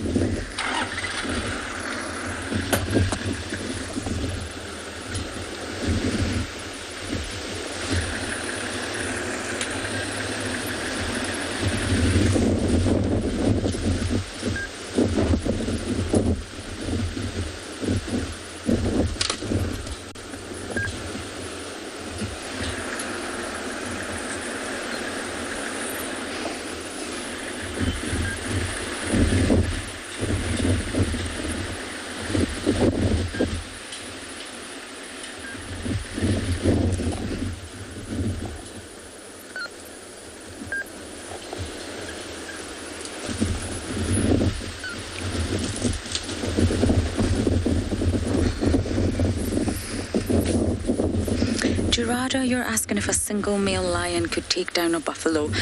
I am not sure. They would probably try, but normally it is a cooperative effort because it's such a large animal. Buffaloes are huge, as you can see, and they are powerful in their own way. A single male lion could really risk a lot of injury. They would be tempted. Even when they're in their prime and they're at their strongest, a buffalo could easily shake them off. Normally, they position themselves on different parts of the buffalo. One will go for the rump, the rear end. One lion will try and tackle the nose, suffocate the animal from the nasal passages, which I know doesn't sound very pleasant, and another individual will go for the throat. And this is how they're able to so successfully take down buffalo. I really highly doubt that a male lion would attempt to take down a buffalo on his own. But they are incredibly powerful animals, lions. Apex predators of the low veld, controlling populations from the top down. And that's their ecological role. Although it's sad when we see the predators hunt, that's their purpose. They've got to control the populations. They've got to weed out the weak, weed out the old, and keep all the prey populations below them stable for the carrying capacity of that ecosystem. And it's exactly the same in the ocean. Lions are completely relatable to sharks. They both perform the same function. So of course BK and I are going to sit here and not go anywhere.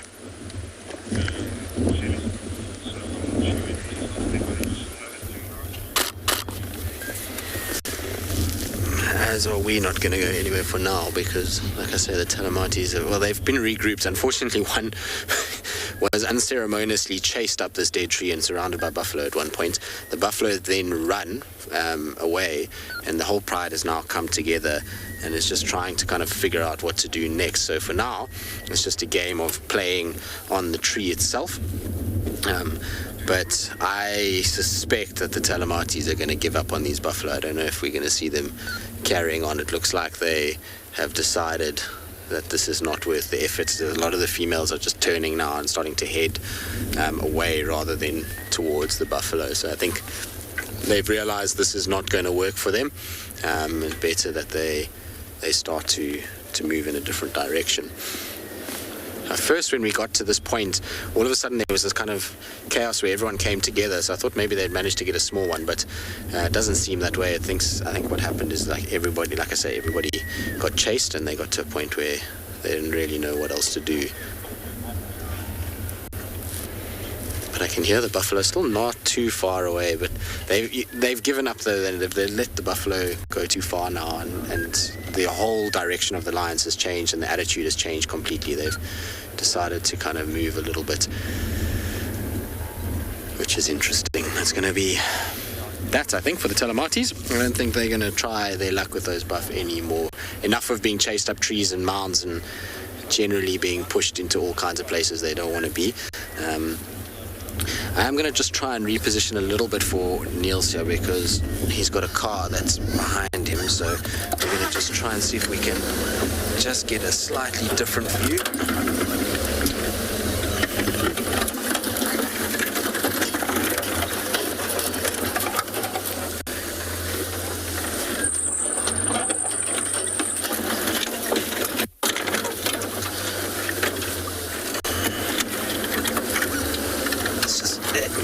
Very thick block with a specific tree that is very difficult to negotiate around because it pulls out all your cables, called a black monkey orange.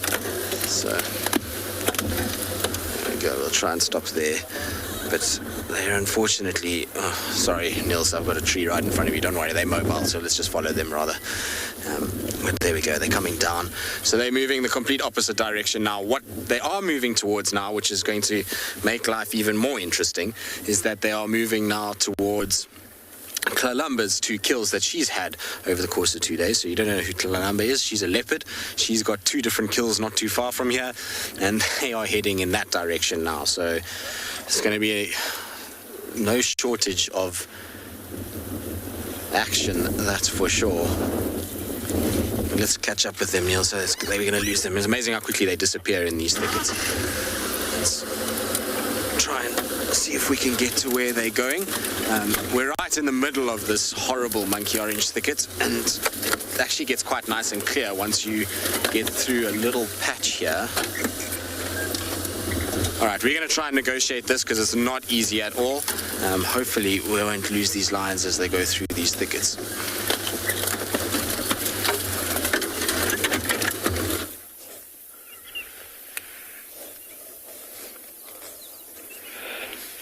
Alrighty, as long as I don't point, they shouldn't fly away. We tested that the other day. Every time you point at a bird, it flies away. Nice little flock of scaly feathered weavers have come into the pan here now. Really beautiful little birds. Tiny conical beaks, pink in color, and it almost looks like they have a little beard under their chin. Hence the Afrikaans name, Bart Mannetjie, bearded man. Oh, in the background, female. David, stay there. Stay right there. In the background, behind that finch, look at that bird with a blue cheek, guys. Wow. That is a female violet-eared waxbill. And that's the female. Normally females are duller, which in this case it is. So just hold your horses. When you see the male, you are going to be mind melted.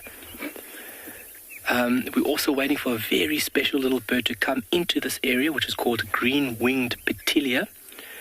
Also a bird we just don't see every day. And it's come in a few times, but it's fairly shy. There comes the wild-eared waxbill female again. Lovely. They're having a party here, and I think we're invited. Beautiful, look at that. Okay, Bulbul, we've seen enough of you. Really beautiful birds. There must be something that they're feeding on inside this grassy layer here by the water's edge. See, all the birds are like going down through these little branch sections. It might also just be enough cover for them to feel comfortable to get down to the water's edge for a drink. Wow, what an arrangement of birds, guys. Wow. I get a little excited, so just excuse me if I do get a little bit... My feelings exactly. This is awesome. There's no better word actually to use it, to describe it, sorry. I get a little bit run into myself when I do birding, and when I get excited I tend to trip over my words, so please, if I say something and you guys didn't hear, please don't hesitate to drop us a message at #WildEarth. And for all the young ambassadors, kids' questions at wildearth.tv. We're going to wait for this petilia because it'll be a really nice bird for everybody to see. And also, so I just need to calm myself down from a panic. Oh, stay there, David. Go down. Go in. There is a black-chested prinia. Oh, lovely. Very long tail. Very easy to obviously to see. Another little scaly-feathered finch. What previously, known as a scaly-feathered finch. The names have now been changed to scaly-feathered weaver from the beautiful little woven nest they make with inside thorny trees. David, can you go slightly up and to the right? There we go, right there, go in. Up a bit, to the left, to the left, to the left, there we go. Oh, if we can get a little sighting of this black-chested prinia, but it's moving very fast through this thick stuff.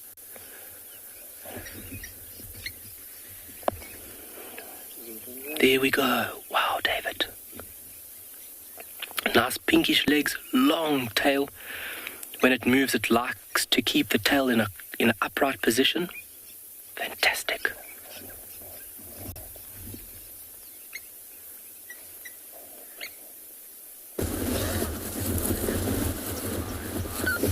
Well, we are absolutely loving our lion pride that is marching past us. Unfortunately, though, I think that is the end of the hunting for buffalo. That's not to say that the end of the hunting session for the afternoon. I wonder if we're not going to get them actually starting to go after something else like zebras or, something a little bit more manageable than 500 buffalo. It would seem like that would be the case. I think that they targeting the wrong species this afternoon. There's just too many of them, and so I think they've decided it's going to be something easier out there. But you can see the whole pride is kind of making their way down towards us, which has been very cool. They decided to come this direction. Now, my favorite of the Talamati pride is that one that is walking there. It is the one that's got the missing tip to the tail, and you see that it's got a slightly kind of funny gait. Do you see that? It kind of, when it walks, its leg doesn't really work that well. And it's got such an interesting story, this particular little lion. It's an absolute survivor. It started life as a little cub, and everyone was very excited to see it, obviously. And then one day they found the pride's tracks with this massive drag mark, and it almost looked like the pride had an interaction with something, and potentially one of the cubs that first they thought had been maybe taken by a python, because they had these cub tracks and then they had this kind of big drag mark. And eventually, after tracking the pride, they came across the pride, and this little one was walking and dragging its entire entire back end, so tail and back legs, through the sand. It was not able to use its back legs or its tail at all. It was just kind of moving with this sort of damaged hip area. And luckily, thanks to the pride and Mom constantly coming back and kind of moving it and carrying it, it has now gotten to the point where it's able to move. So it's such a heartwarming story, this little female, and I hope that she's going to survive. She's got obviously a lot of character with her little stumpy tail and her little bit of a limp, but she's doing absolutely fine now, keeps up with the pride. She's kind of a fully fledged member. She doesn't have to worry at all. And then obviously the three boys are about to come down the hill now too, and they're going to stick together. These guys are going to be a little coalition to be a force to be reckoned with, because they're going to be very nice male lions, that's for sure. They're starting to get their manes. Got a long way to go though until all of them become successful male lions. Right, we're going to let them just file past us, because there's nothing better than a big pride walking past the car like this.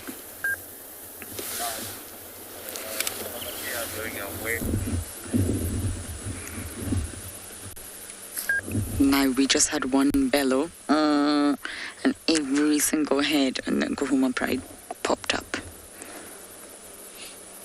They're showing interest, but they're not moving. They're still in lazy mode. It takes a lot of effort, and that's probably why. They're still resting, making sure they've got enough energy to do this. Now the buffalo herd, I believe, are moving south. We can hear them. I just hope that they don't do the usual crossing out and the Nkuhumas follow. It'd be so wonderful. Oops, boop.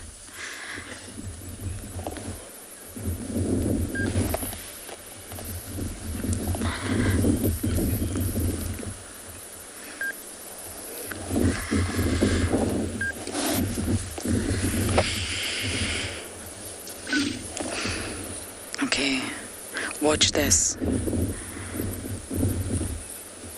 There should be a chain reaction, everyone. Should be. Once one lioness gets up, normally they all follow. Chain reaction, number 2's up.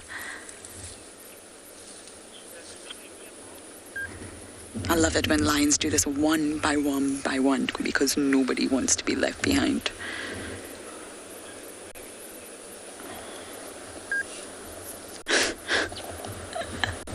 That was a cub flop.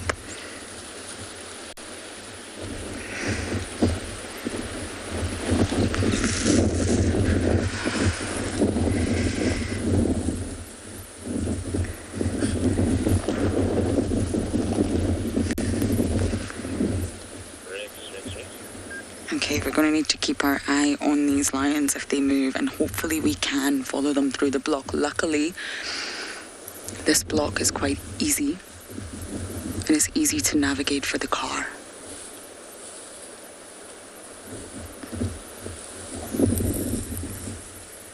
You see, everyone's starting to get up, everyone's starting to wake up, scratch.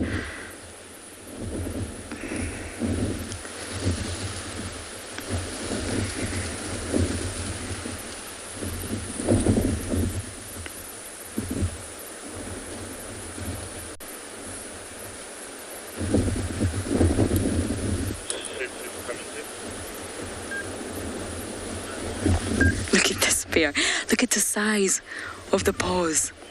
Unbelievable. And the claws, you see that? They were pushed out, straight back in again. Yeah, everybody's getting up now, and they are heading in the direction of where we heard that bellow. Now, this could be a long process. I'm not saying they are immediately going to head to the buffalo, but they're definitely wakening up. This is what we've been waiting for.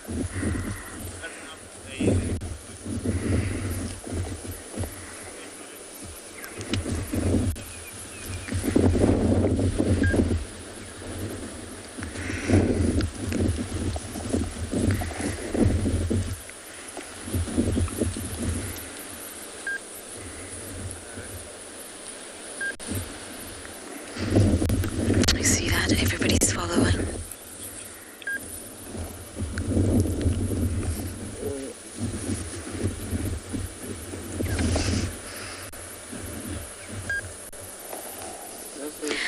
Okay, so we're going to sit or follow the Nkahumas, and hopefully they'll take us to the buffalo.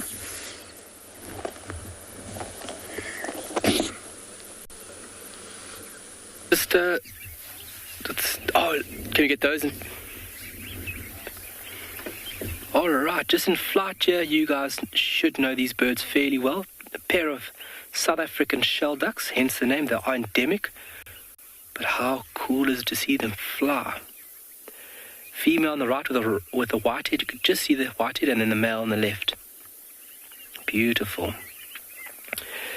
There is flock after flock after flock of these wattled starlings coming into the water.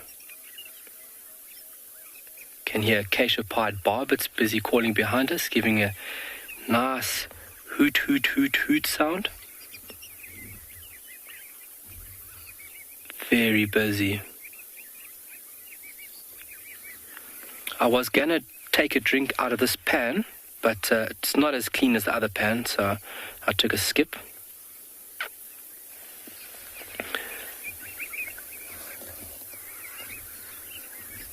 So main bird species here is definitely the wattled starling, and then our yellow canaries. Let's go to the Namakwa dove there, Dill.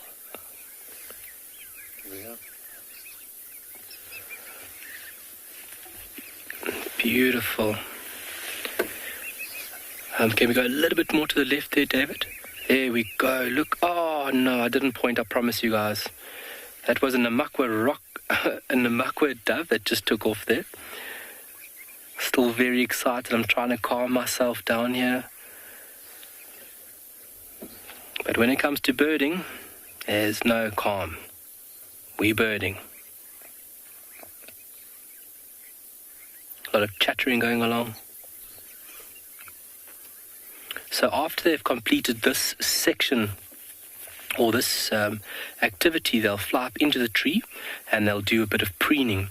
So running their beaks through their feathers, and they have a special gland. They'll actually stimulate the gland to secrete a bit of oil, and that oil is then rubbed and pushed through the feathers, and that just keeps and allows the bird to keep the feathers into a very, very high degree in terms of maintenance. Very, very clean. You've got to ensure that this set that you have is looked after.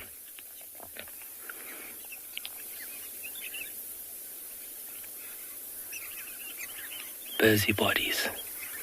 And you can see the behavior. Head first, and then they run. They head through the water over the back, and then they ruffle the feathers. Wow. How is that for a response? Because this area now is where a falcon would come in and swoop through here and grab one of those birds. So being in a bigger group, they're at a better chance to stay safe. Oh, there comes another flock. Oh, there's another Namakwa dove, Dave. Just going to show you the Namakwa dove that took off from us earlier. There we go. The one in the middle of the screen, that is a female. It has a white chest and a greyish head, a little bit of white around the eye. A male will have a black facial mark and then a black bib being presented. There one called. Did you guys hear that?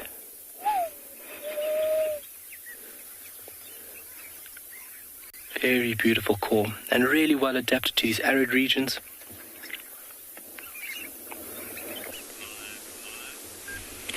Afternoon, and welcome to a very windy afternoon at andBeyond in Ngala, where we've seen quite a few animals, but most of them have bolted off when we approached. But these zebras and wildebeest have been kind enough to stick around.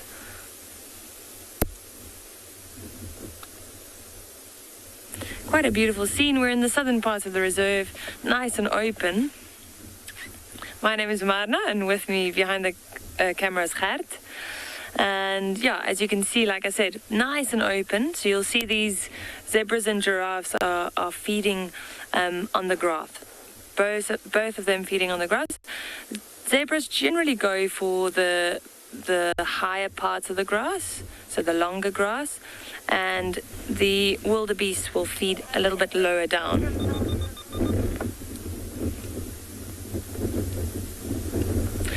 fairly common to see the two species feeding together. Safety in numbers, and especially on a day like today where it is quite windy, as I mentioned, they need to be very alert. None of them seem to be alert here. They're quite sheltered by this quarry thicket around them, even though it's still open on this side. But normally when the wind blows, you'll see that most of the herbivores will be very, very alert. They need to be on the lookout for predators, seeing as the predators will use this wind to their advantage. The movement of the grass, the movement of the leaves in the trees, that it makes a lot of noise, so it's hard for them to pinpoint what's around them or if predators are around them approaching them.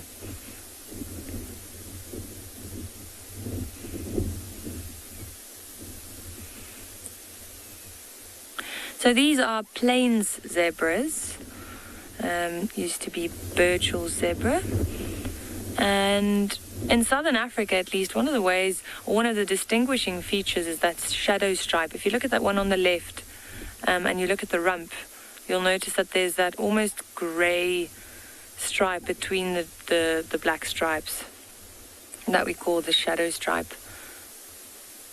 And the other zebra we find in South Africa does not have that, which is the mountain zebra, the Cape Mountain zebra, and they also have a white belly. Whereas with these ones, you can see, if you look at the one on the left there, the stripes extend all the way around the belly to the bottom there. That's quite a nice shot.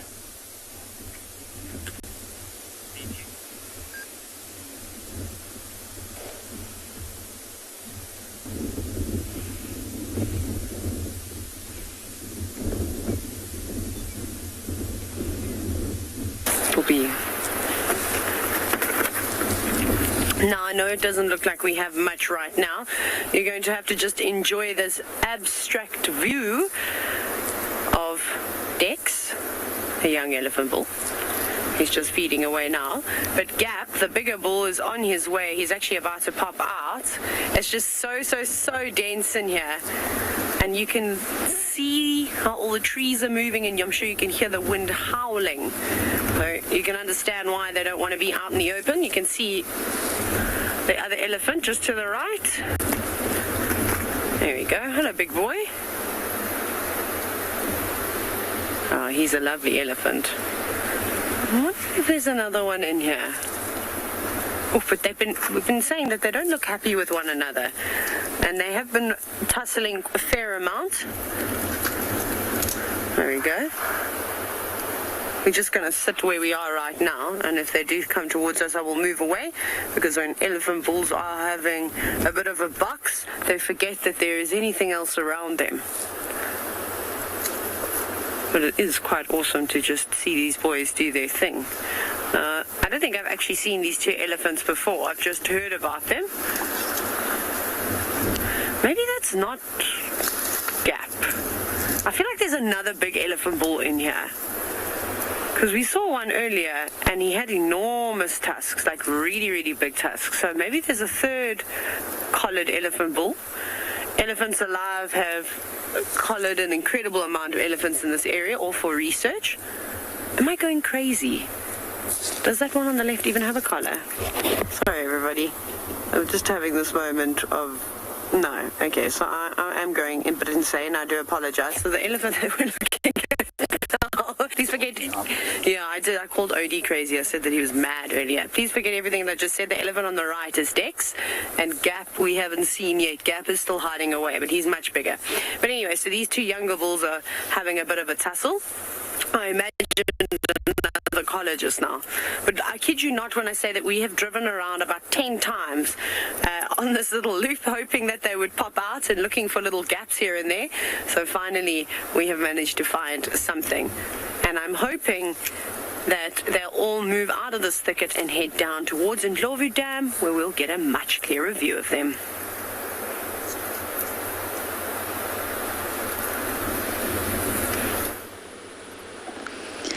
We have wrestling. Oh, we're playing a game of slaps. The lionesses are stretching. I love it when the cubs wrestle. It's one of my favorite things. Practicing their power as little ones. One jumped into a tree, a small apple leaf, and then immediately fell back out again.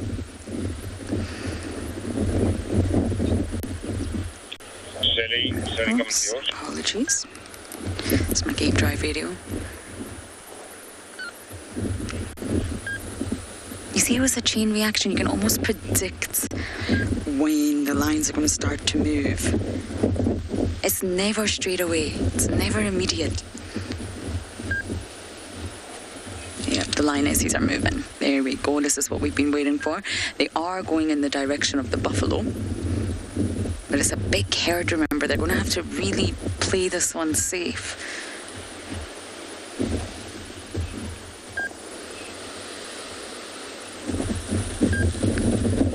And of course, once all the lionesses start to move, the cubs will follow.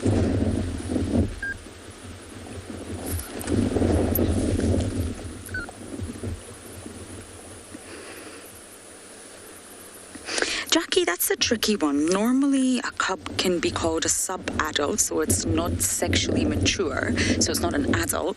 Normally, around the age of 2 to 3, you would class a lion as a sub-adult, but it really does depend on their own individual progress.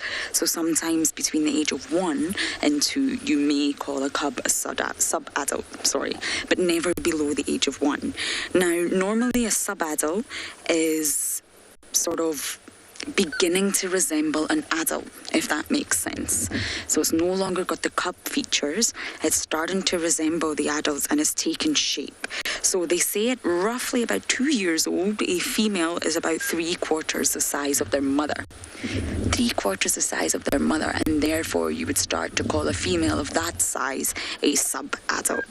And of course, for the males, they can be a little bit bigger than that because they naturally get bigger, and they will start to have a little mohawk or a hairy chin, if you like, and therefore you can start to call them sub-adults. So normally between 2 to 3 sub-adults, and at least above 3 years old, you can probably say that they are fully adults.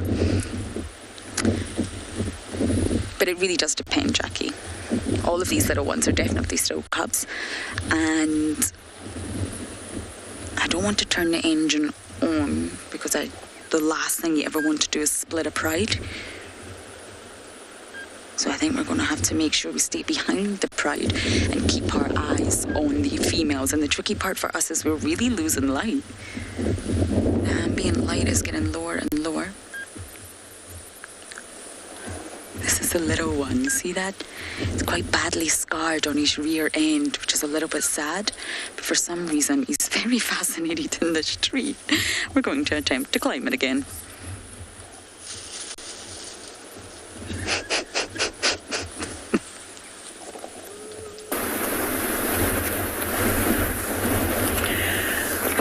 So we haven't moved from the elephants, as you can obviously see. Now, I'm playing games with myself this afternoon. I'm now looking at pictures that I've been sent of some of the elephant bulls with collars that we typically see in this area. Now, I was only sent pictures of Kumo, Dex, Gap, and I think that was it. Just those 3. Obviously, Ezelwini doesn't have a collar. Now, I think this is Dex, but I don't know. But I know there's a few of you who do follow Elephants Alive. Maybe you've got the ID kit. You can check for me. I'm actually going to take a very quick photo, or maybe you can also take some screenshots so that I can send them along. I'm actually going to send this to a friend of mine who works there right now and ask him who this is. But we'll wait for Gap is definitely here. Gap's 100% here. He's just hiding away for the moment. But I'm not sure about this bull. But anyways, but he is beautiful nonetheless. And now that he is finished playing with his other friend who's marched off in the opposite direction, he's just nibbling on some twigs. But he's a lovely fella though. He's quite wary though. I don't know if you can see he's relaxed with us. But he's just sort of keeping an eye on us, and I think that obviously he's eating and in this direction. But the wind is really, really howling, and that's going to play some tricks with him today too. His hearing is not going to be as good. His sense of smells, well, it's going to be out of control. The sense is swirling in all sorts of directions, and the light is fading very quickly today, so he's not going to really be able to rely on that so much. So he's just keeping a close eye on us. But I'm happy that he is eating. That's always a good sign, is when they're continuously feeding. And if he does decide that he wants to walk down this pathway, although there are quite a few going off, we can just move out of his way.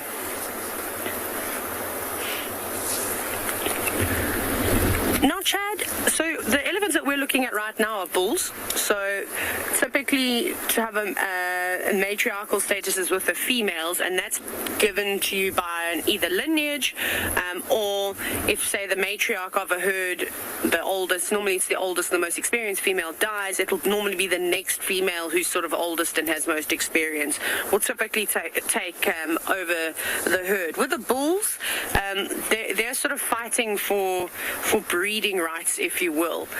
So especially elephant bulls, are quite nomadic. They move around a fair amount. When they go into something called must, so it's like a heightened state of emotion, so their veins are coursing with testosterone.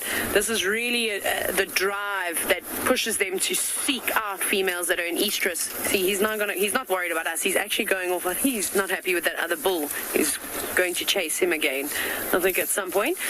And essentially they will fight with one another. Okay, I'm just going to go forward. So they will often box with one another, especially when they're in must, and especially if two bulls that want to mate with the same female in the same herd, then there's going to be big problems. But they don't mark territories or anything like that. Like I said, they're fairly mobile, and they move into lots of different areas. This time of the year, it's kind of dry.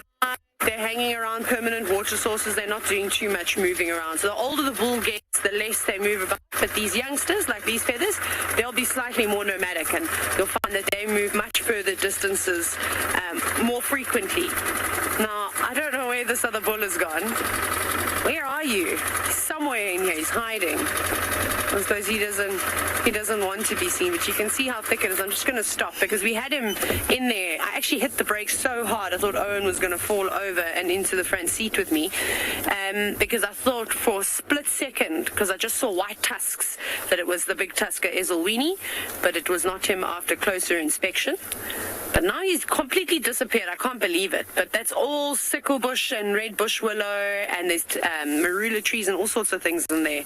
So he's probably just munching on some sticks. But that's a much smaller bull. As you can see, he's tiny. He's racing off now, chasing after the others. But now we don't really have a view.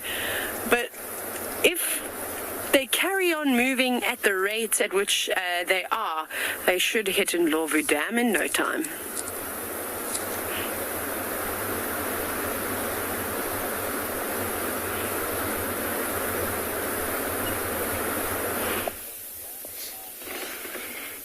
Oh, I was just about to say, hopefully it doesn't fly away. Just to the right, Dave, there's another one by that yellow canary, just on the right-hand side. No, sorry, a bit more to the right. Keep on going. There we go. Oh, okay, that's male and female, and the other one's flown off. Anyway, so wave after wave, we've had a period now of about 10 minutes. It's gotten a little bit quieter.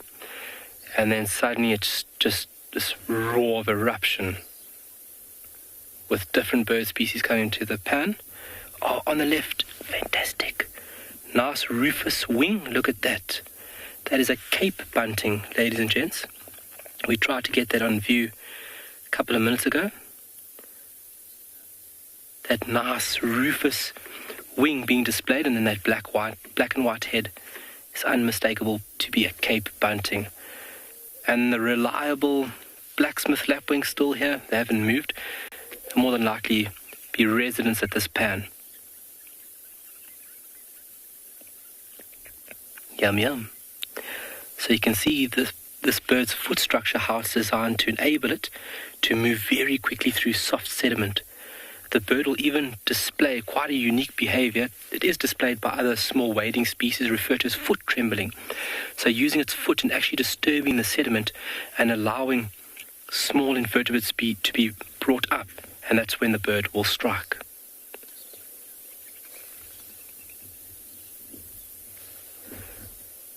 Don't get close to the nest. There we go. Namakwa dove on the left, female. No black facial mask or black bib.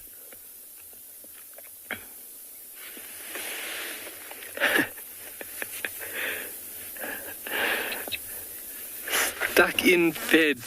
Do I have a favorite bird? Yes, I actually do. My favorite bird would have to be an alpine swift. Just its sheer beauty, its size, and its flight has to be one of the most entertaining things I've ever witnessed when it comes to birding. Alpine swift is my favorite bird. But anything with feathers, I truly love.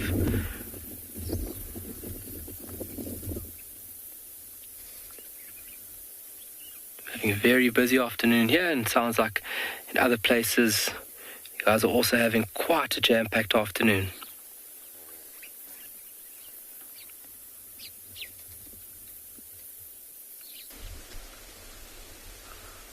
Welcome back everybody to andBeyond Phinda, where in picture we've managed to find a rather large elephant bull who was moments ago tucked away in the middle of that gardenia, that thicket that is just off to the side of now.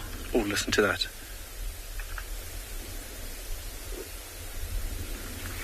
Don't know if you could hear that, but he just broke quite a large branch, and he himself is quite a large elephant bull. You can see that very impressive set of ivory that he's got there, those tusks of his, as he pulls those branches down to then feed on.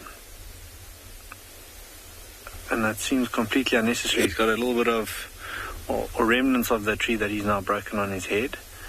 But hopefully he makes the most of that little bit that he's broken off now and feeds on that. But it's probably just a little bit easier for him now. He can put his head over it and just tuck it straight in his mouth.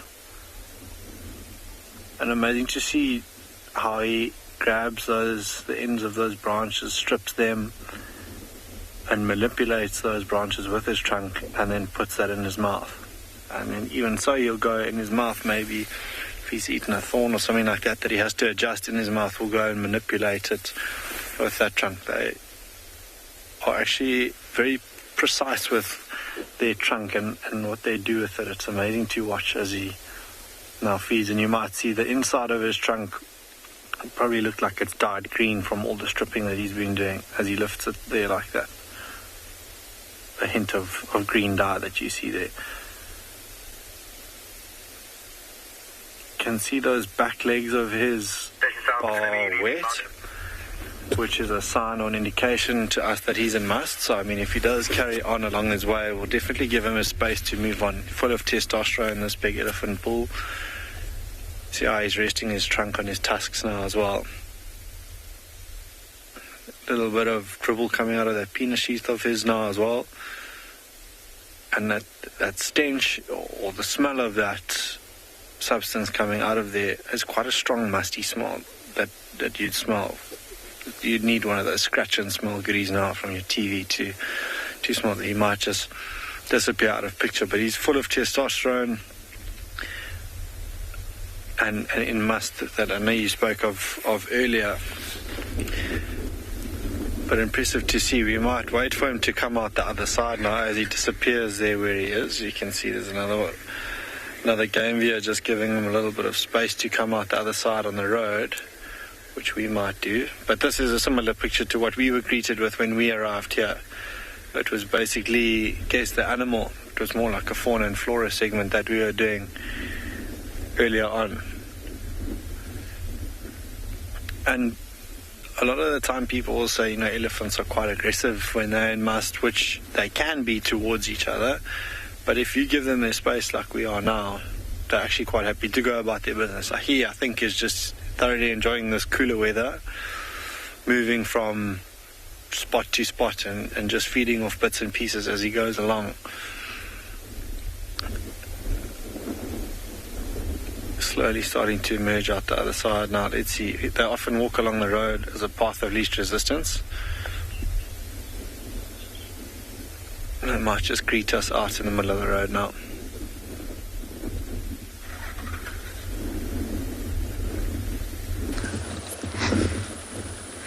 They're all walking through the block. They're heading straight to the Inyari, which means buffalo. Oh wait, I can see them, BK. They're right there. My goodness, they are really not far away from the buffalo. I don't know if we're going to be able to see them, but let's try. 11 o'clock? Yes. There you have it. Not the best visuals in the world, but that is buffalo, everyone. That's how close we are. They're looping around. I think we're going to have to be really careful that we don't lose the lions. The lions are the buffalo are just a little further east than where we are right now. Cantrell, I really don't know at the minute. It is howling. My hair is getting swept in all directions. It does feel like it's coming from the east. If we just take a quick look up at the sky, BK will give you a view of what we're facing. But it's definitely coming from the east, possibly northeast. But we were warned about the winds today. And I got a little lecture from Tristan about wearing cozy clothes.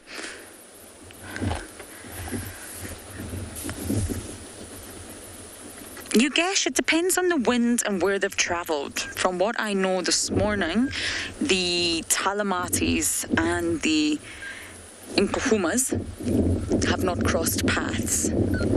From where we can guess they've travelled, the Talamatis came down from the north and they actually crossed through quarantine, for any of you that know the reserve, and they headed south on Zoe's. Now the Nkuhumas came up from the south. So from what we're aware, they're following the buffalo. They're both on the property, or they were. The Talamatis have now left, and if they haven't crossed paths, they might not. If there was no vocalizations and they didn't hear one another, the scent might not travel. If the wind was going in the right direction, then they could, of course, pick up on each other's scents. But other than that, it really depends on a lot of factors. I don't think they actually crossed the same paths. But all in all, they're very aware of one another's presence in the area. But whether they were aware of their presence in close proximity to each other today, I'm not sure. They're highly olfactory predators. If they got just a faint whiff of another pride scent, I think they would have reacted. And no one has vocalized today, from the Nkuhumas at least. I think it's important that we just move a little bit. Oh, look at that intense stare. Well done, BK. Lions are remarkably camouflaged through the thicket. When you see them lying on the green grass, they stand out. Their tawny coats stand out. But in the winter vegetation, the winter landscape, they're remarkably camouflaged.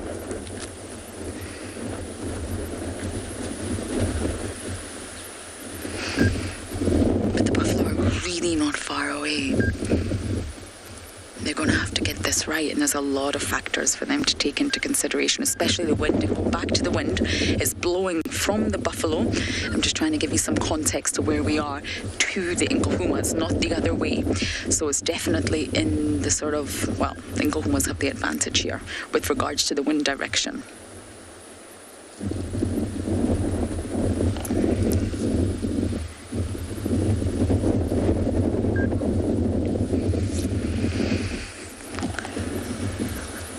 We're just going to reposition a little bit to keep up with our girls.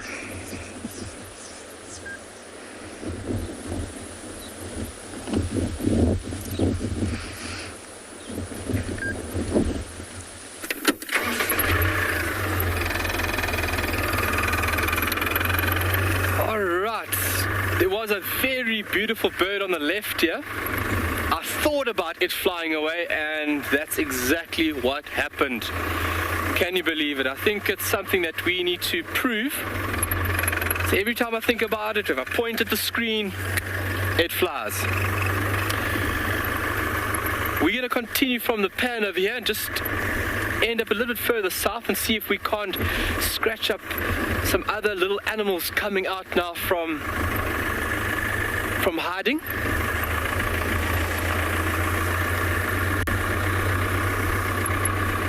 I don't know. It's pretty cool. Welcome back, everybody, to andBeyond Phinda, where again this big elephant bull's just found a nice patch. You can see he's busy chewing on a branch there, trying to get at that cambium layer, get all the nutrients out of it. He's just off the road, which we are a little bit further away from.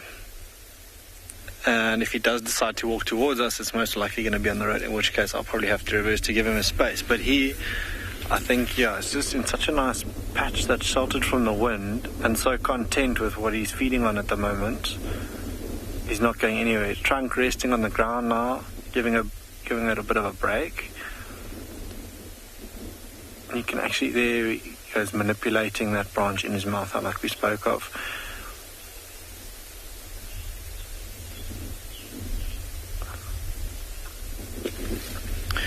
Rosalind, you're asking how much an elephant's ear weighs.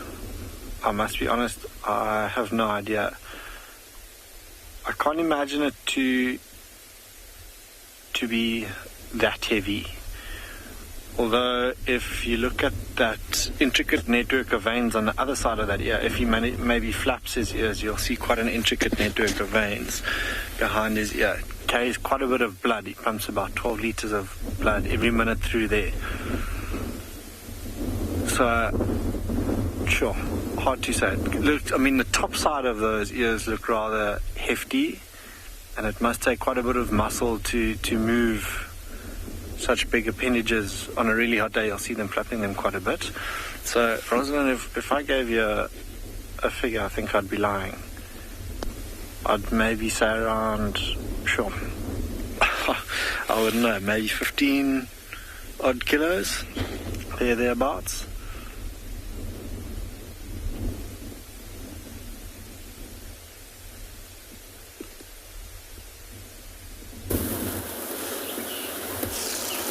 As you can see, we've got the princess with her very, very full, very round tummy. Hello, girl. Nice to see you. I'm so glad that we get to spend time with her. The good news is, for those of you that are maybe wondering whether the Telematis decided to turn more north, they didn't. They went south and away from where she is, which is good news. Oh, you're going to just go to the toilet? Excuse you. I'm sorry, are we interrupting? I always feel awkward when we're sitting here and a leopard goes to the loo, because they're so, especially her, she's so ladylike and she's so kind of dainty when she moves around that I feel as though I'm interrupting something when she's going to the toilet, and she's really defecating for a long, long time. What's cool about it, though, is that there's a strong breeze, and so that heavy smell of popcorn is blowing straight at us at the moment. I know it's a weird thing to say that it's cool to smell her urine, but the way her urine smells is, like I said, just like popcorn, so it's always good when you smell it. She's just going to go behind us and go back to her carcass. I'm pretty sure she's going to go up her tree now. Bianca, exactly. She is our little princess. She's such a cool little leopard. I have all the time in the world for her. She's going to go up this little mound here. I'm going to just try and reposition us, because where she is at the moment is not easy for us to see, and it's obviously a difficult little kind of angle that we're at where we are now. So I'm going to just go back. She looks like she's going to sit on top of this mound now. She's slowly kind of doing mound work. So she was on top of a different mound, and now she's going on top of this mound, and so slowly but surely she's finding her way to where she wants to be. But this mound that she's gone on now is a mound that reminds me so much of Hosanna, because the amount of times that I saw him on this particular mound is unbelievable. He was here all the time at one point, and Tingana too, Tandi, Karula, they've all used this mound at some point in their life. All right, let's go forward a little bit Just give the other vehicle that's in the sighting a bit of space behind us. There we go. That's it. She's now just sitting perfectly on top of her little, I say a mound, but it's kind of the edge of a cutoff on the sort of outflow of Gari Dam.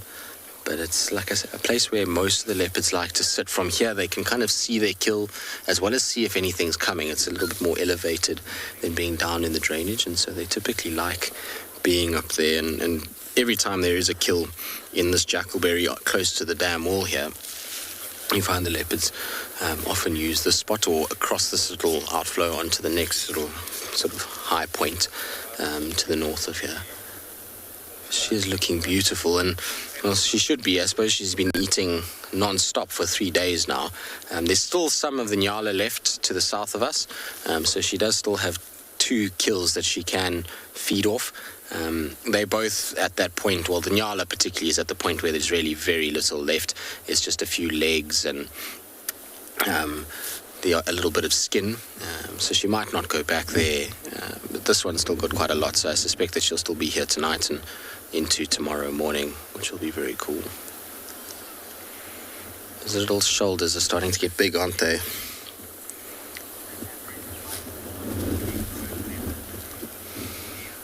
So Liam, you're asking about average height of a fully grown leopard. Are we talking male or female? Because males will stand taller than females by quite a long way. A female will probably be between sort of 60 and 70 centimeters at the shoulder, maybe a little bit more than that, 80 centimeters. And we're talking about leopards here where we are, because Cape leopards, so the ones in the mountains, are much, much smaller than what these are. So you're talking probably 70 to 80 centimeters for the females, and the males will probably be closer to about 100 centimeters at the shoulder, even maybe a little bit higher than that. So the males are a lot taller, and it's really difficult to explain the size difference of males and females until you see them together. It becomes immediately noticeable when a female stands next to a male, particularly when it's a big male. So, a male like Tingana or even Mulawati, if she's next to them, you'll see how much of a difference there is between the two. All right, well, I'm pretty sure our little princess will go up the tree at some point. She's not going to stay down for too much longer. It's cool enough now, so we'll just be patient and wait for her to do so.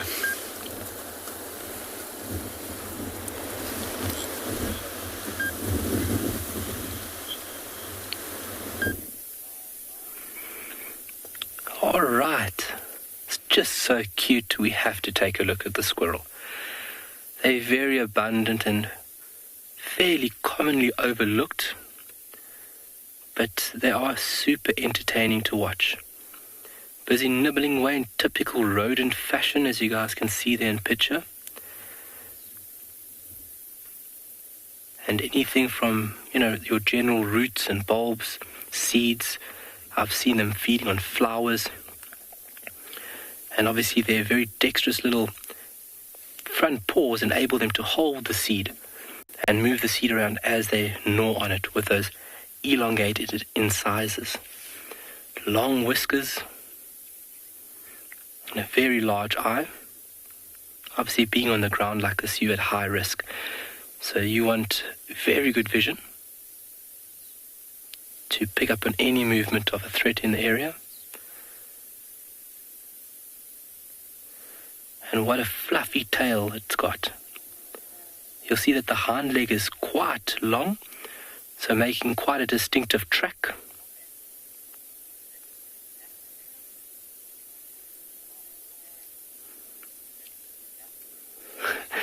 Mrs. Lapwing, these guys are hysterical. They're very hysterical.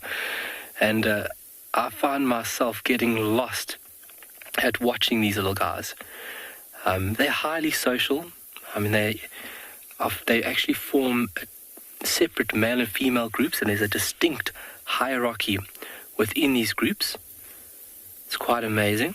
And then just like our meerkat friends, they also utilize underground burrows or warrens to evade these low temperatures that we experience here at Tswalu.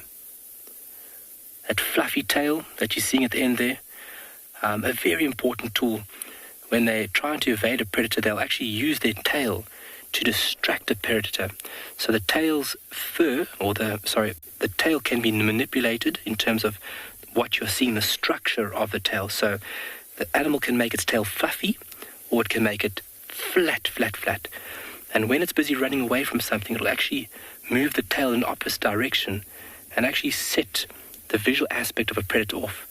We've also found them using their tails to create a bit of shade. We've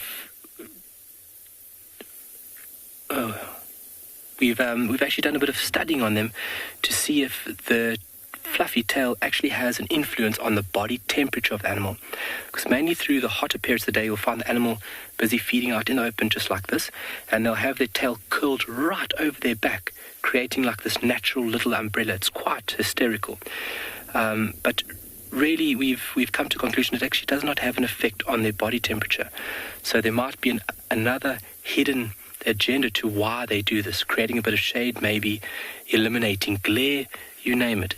It's only from sitting and observing that one will figure out these finer details. But very comical to watch. They're typically diurnal, so coming out early morning and then going about their business throughout the day.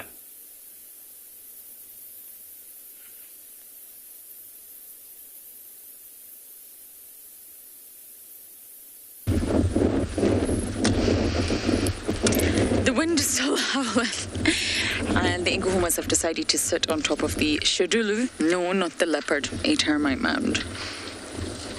We've made no further progress. They know exactly where the buffalo are, but the thing is we're very close to Gowrie Main, which is our southern boundary. We can't cross it. And I just wonder if they're going to... Oh, why is everybody very alert all of a sudden?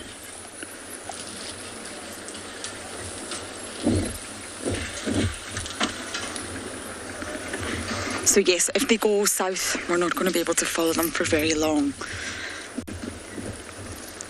It would just be so wonderful to see them make a buffalo kill on Djuma.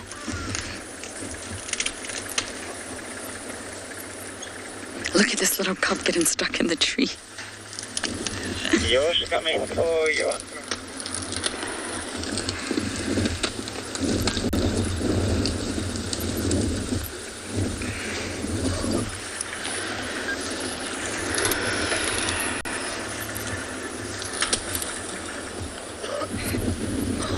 Brumley, you are 9 years old and you're asking how much a young lion weighs.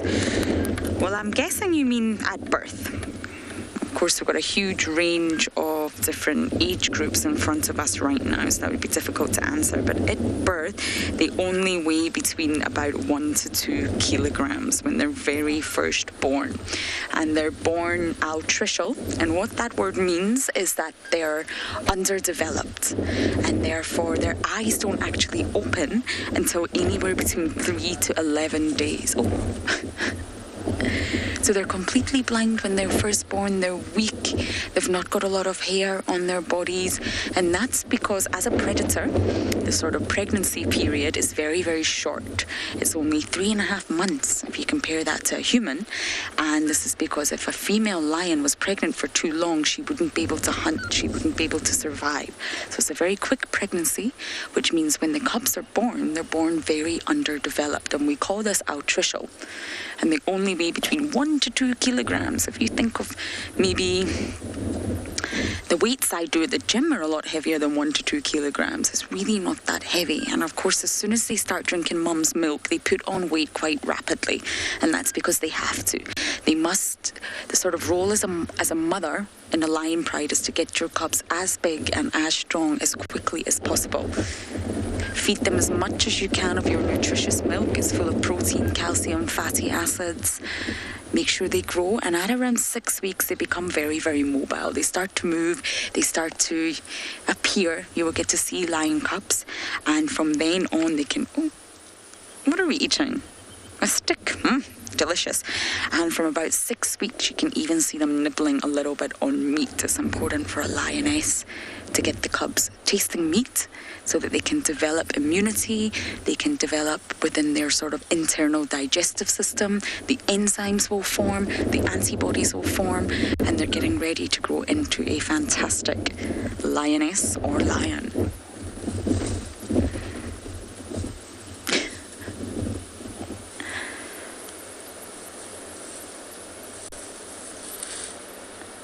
The Incahumas know where the buffalo are, and it's a case of they're just not ready to hunt yet.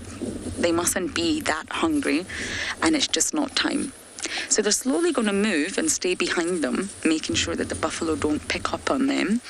And I am not sure it's going to happen in the duration of this drive, but you never know. We're going to sit tight and wait.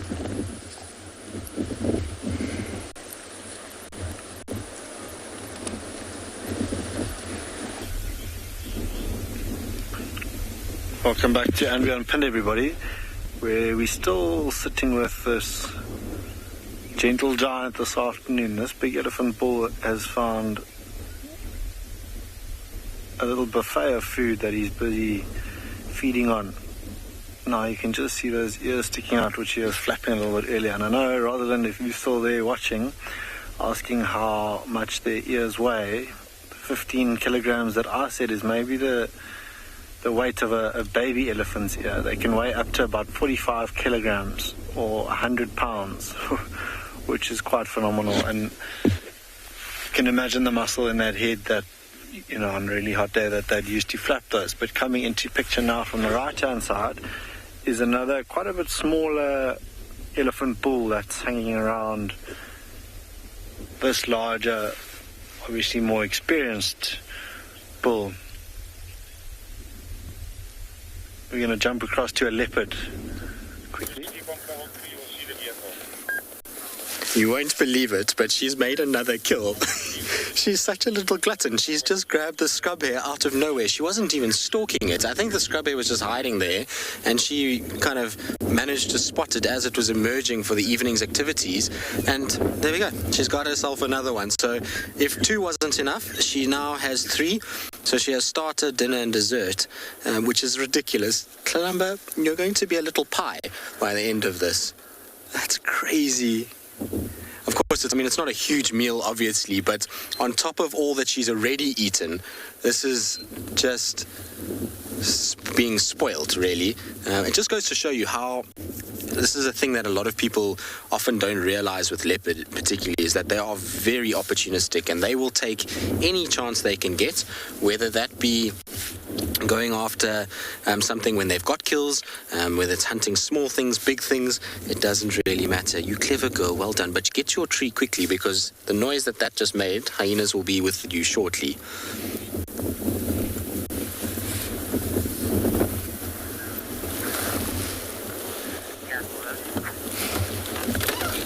She's so clever. Well done, my girl.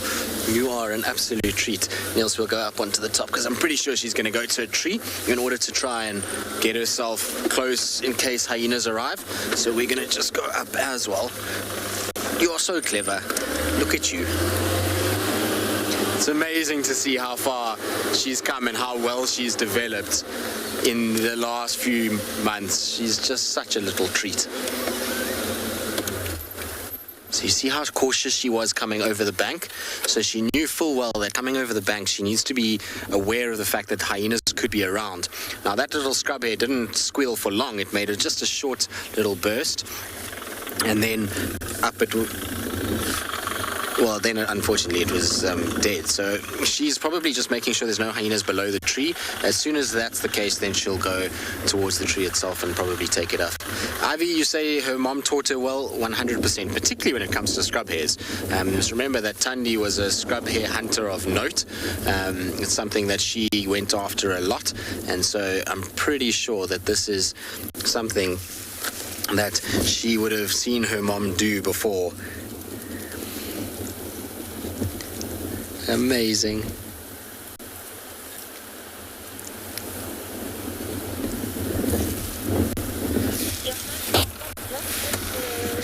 What you doing, girl? You're You see how aware she is also with this wind?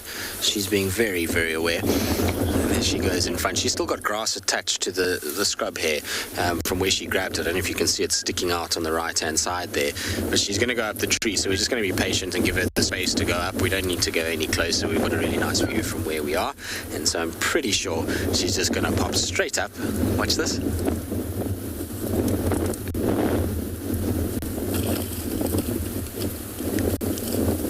Awesome. It never gets old. They are just the most magnificent creatures. Well done, girl. You clever thing. She's starting to learn from Hosana. This was his favorite tree to hoist kills. He used to put them up here often at one point, and so, you know, now it's starting to look a little bit macabre though, because there's carcasses hanging everywhere. You can see the carcass behind there. That's the one she stole from the hyenas. So she's, like I say, now got 3 different carcasses that are hanging.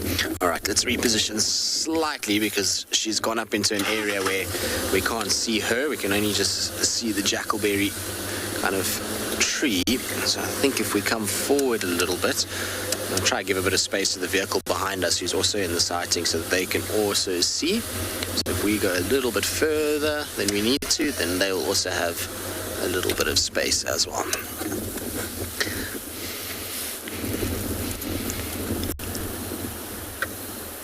Oh, that's cool.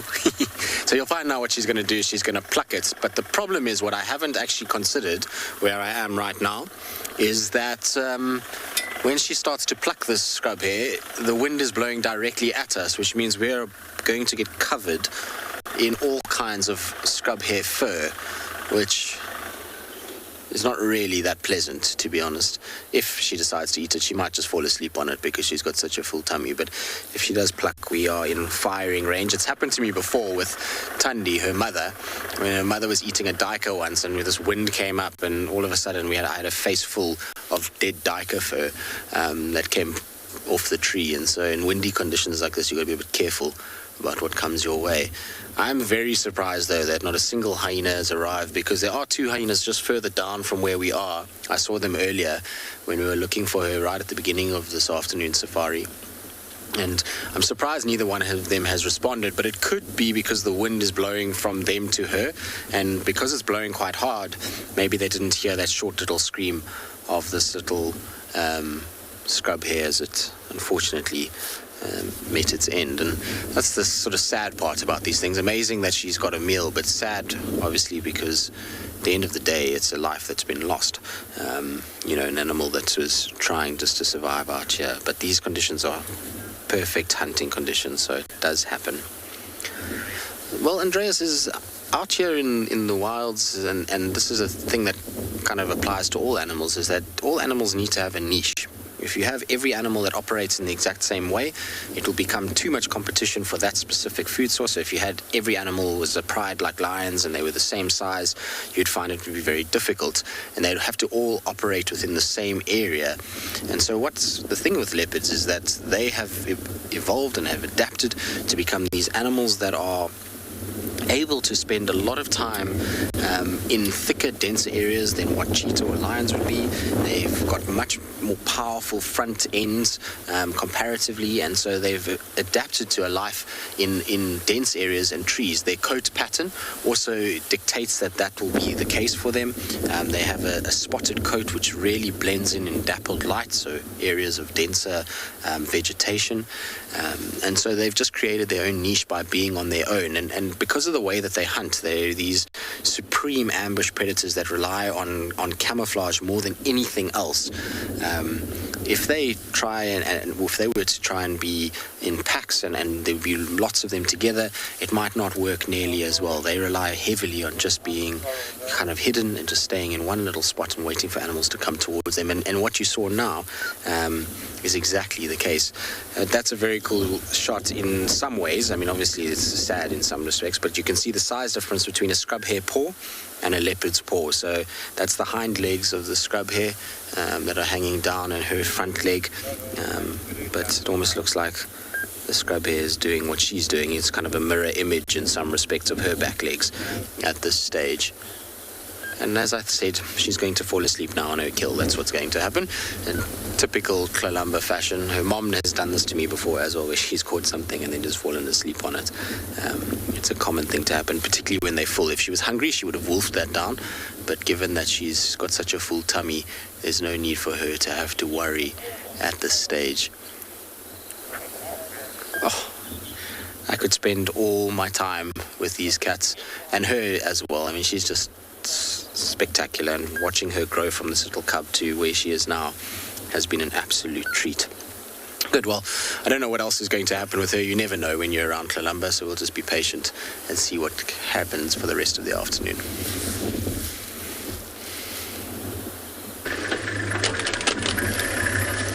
Oh, Kalamba. I think Tristan needs to tell her that she should be a little bit more sustainable. She has a lot of kills up a lot of trees in that area. Maybe just stocking up, that's her pantry. Now, we've been watching Ridge-Nosed boys wrestle like there's no tomorrow. They've been very vocal. And the lionesses are just ignoring them. But they have to be careful they don't make too much noise. You don't want to alert the buffalo. Although, due to the wind, the sound may not travel in that direction. And that's one of the reasons the males get ousted quickly. They become far too big and far too boisterous. Males and lions must disperse anyway and form their own coalition, but that's one of the reasons the lionesses start to push them out. They're too boisterous, they're too big, and they don't mean it. They don't necessarily mean it with any harm. Excuse our aerial, but they just want to play.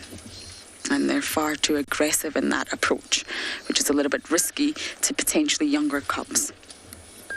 So they are starting to move. Half are moving, half are not. We've still got one of the lions sitting on the top of the mound scratching. Popping that tongue out every so often, which is far too sweet.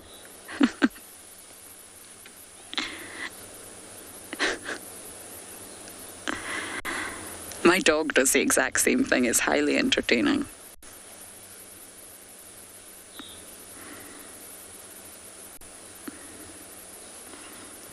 So I have a funny feeling tomorrow we're going to hear the news that the Nkahumas are on a buffalo kill on Little Gowrie.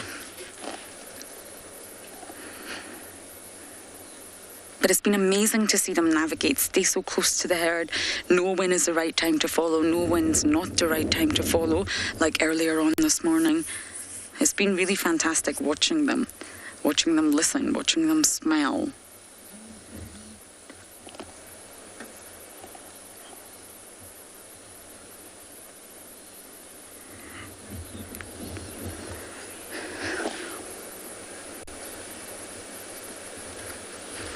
Oh, there's lots of questions about age today. This must be the theme. You're asking at what age do the cubs start to learn to hunt, Trevor? Now, as I mentioned earlier, they're born altricial, and it's normally around the 6 weeks mark that they start to become really mobile and they start to follow the pride a lot more. Oh, bless you. Oh. There you go. That's what they've been doing for the past little while. And anywhere between sort of 4 to 8 weeks or 6 to 8 weeks, depending on which litter the cubs are from, mothers can actually lead them to to kills nearby. They're only really weaned from milk completely at anywhere between 7 to 10 months. And again, it depends on pride dynamics because they all allosuckle. So anywhere around the 6 to 8 week mark, they're led to kills and they can start to eat meat. They can start to taste meat, but just like the hyena cubs that we've been witnessing, it's little small bites, and the sort of ratio from milk to meat will slowly flip over as the cub gets a little bit older. But they do stay in milk for anywhere between 7 to 10 months, which is quite a long time for an animal. Not as long as hyenas, but it's still long. But it depends. If you've got much bigger boys, like ridge-nosed boys, then the sort of mother that has the youngest cubs will try to keep them apart for longer. And it exactly bases on that point, that the boys are just a little bit too boisterous, so the mother may not introduce them until a little bit later. So hopefully our playful cats are really going to start to follow these buffalo soon.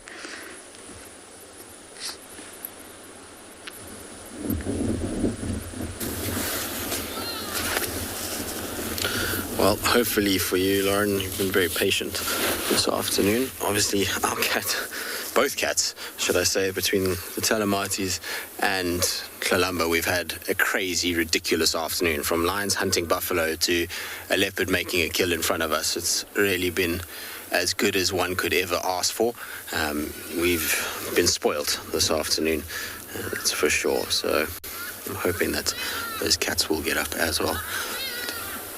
As you can see, she's just starting to think about feeding now. So for a while, she was sitting and almost falling asleep. And then with the wind, I think the wind's just disturbing her so much that she's decided the better part of doing this would just be to probably have a little bit of a feed, or maybe just reposition it so that it doesn't fall down once she takes her paws off it. Because at one point, she was kind of pinning it with her paw. Now that she's put it up on the branch, you can see it's kind of, again, almost mimicking her pose. It's not alive, Kalamba. You don't have to grab it, but I think the wind is blowing it, then especially the ears, and so she thinks maybe it's still moving because she keeps like biting at it.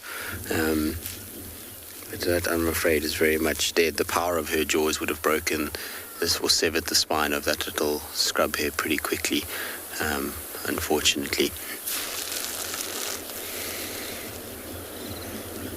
Shame. Poor little thing.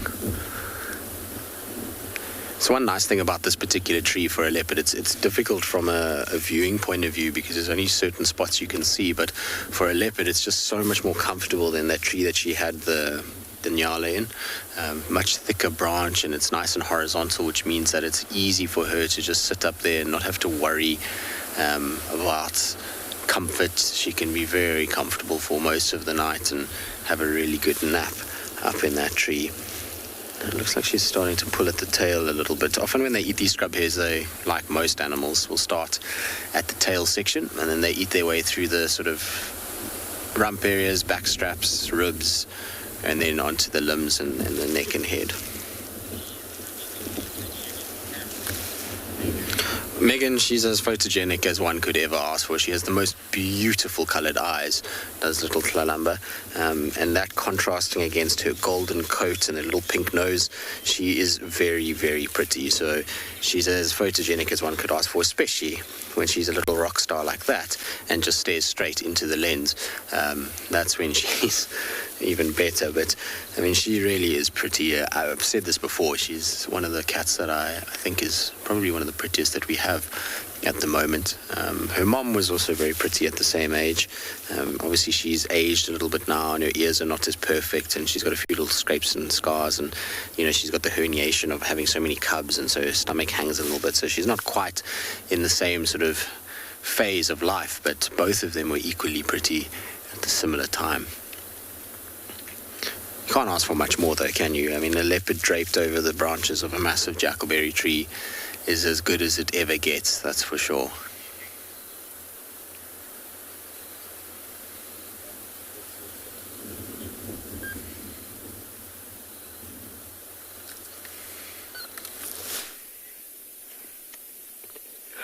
Oh my word, guys, look. It's a unicorn. I think it's getting to that part of the day. Too much birding, too much sun. Starting to lose my marbles. Sorry, what's it, David? Oh, he says I've already lost my marbles. Well, just like we spoke of earlier with the nerves being within the horn, so that horn will not regrow. Unlike deer shed their horns annually. Antelope through Africa have one set, and throughout their lives that set grows. So this individual will always be with one horn. And you can see now, oh, he's a little shy. I'm sorry, I didn't mean to be mean. But you can see kind of where the notion of a unicorn could have stemmed from. Imagine that antelope on top of a dune, setting sun. It does have somewhat like horse features, and this one horn could have resembled that of a unicorn. It's a little bit shy now. Alrighty, well, we'll leave him be. We're going to continue west. You can see the setting sun straight in front of us.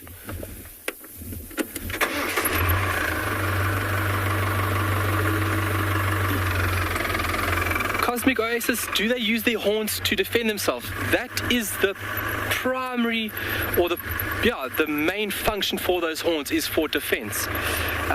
For male and female, being in an open area like this here, you definitely need your weapons on you to defend yourself. Otherwise, it's not going to go that good. But for the males, such as him now, he would have used his horn specifically for male and male combat. And in the mix of things, his horn might have been a bit weaker, and so it broke off. And that'll never grow back. So yes, they do specifically use their horns for defense, but they also use them for mating purposes as well. Setting sun, always good to know where you're going in the bush. You never want to get lost. I haven't lost anybody this week. David's still with me. But we are driving almost due west into the setting sun.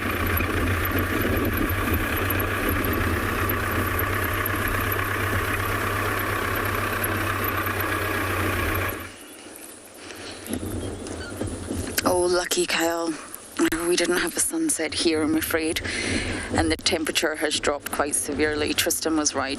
We should have wrapped up a little bit warmer. Now we're just watching the pride cross in front of the vehicle. They're still playing. All the older cubs have just... Chilla's younger one is a lot smaller, especially when you compare it to the older boys. You can really see the size difference. We're just going to have to try and follow them through the thicket here, and they're going to pop out on our southern boundary.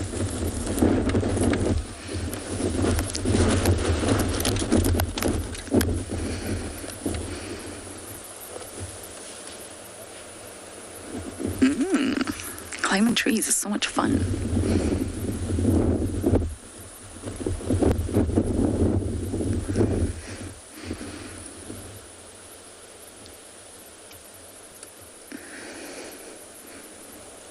How do we get down, though? That's the question.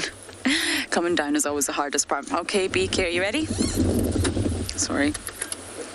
Just going to make sure that none of the pride is left behind. Okay, no, we're good to go. So we're just going to slowly try and follow them through the thicket here.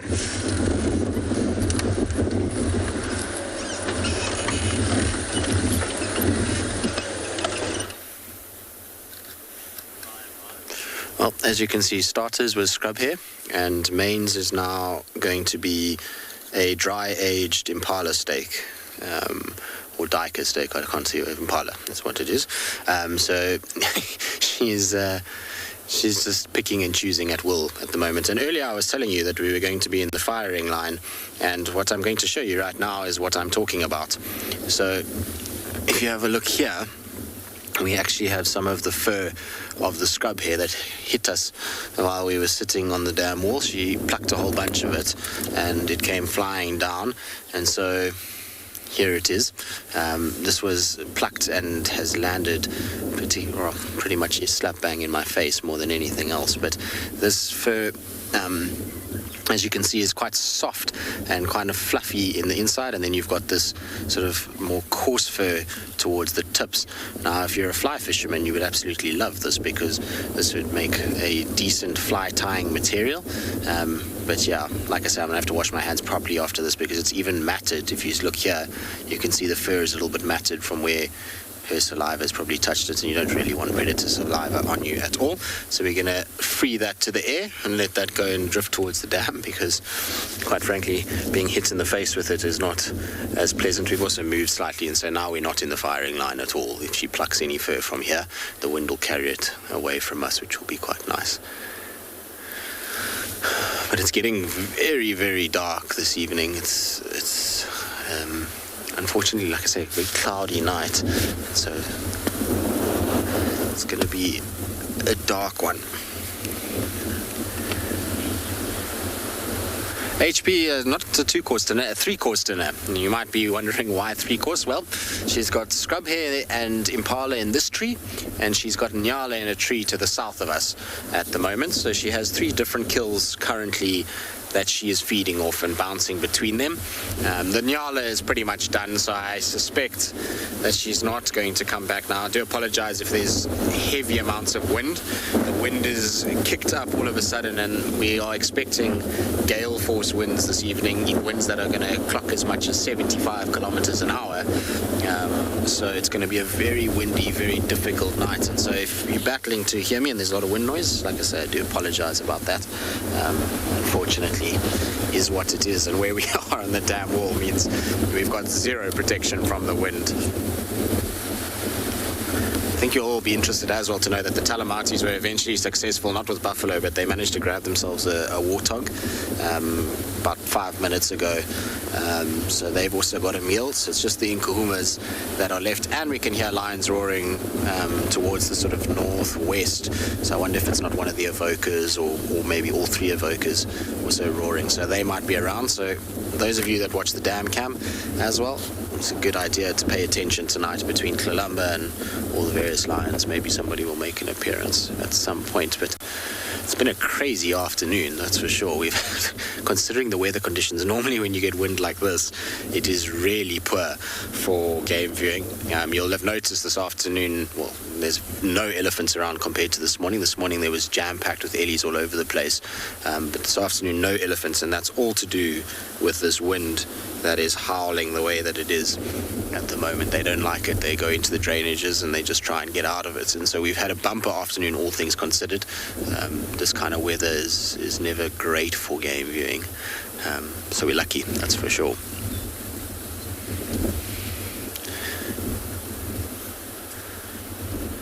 Little Kalamba seems to be enjoying her meal. That meal must be completely dried by now between the heat that we've had and the wind that's been blowing over the course of the last 2 days, because this has been hanging for 2 days now. The outer part must be almost like jerky or biltong. It can't be very, very wet anymore, but I suppose we as people dry age our things, and so it's a similar concept, except that we don't have to worry about flies and maggots and all kinds of other things landing on our meat if we put them in the right places.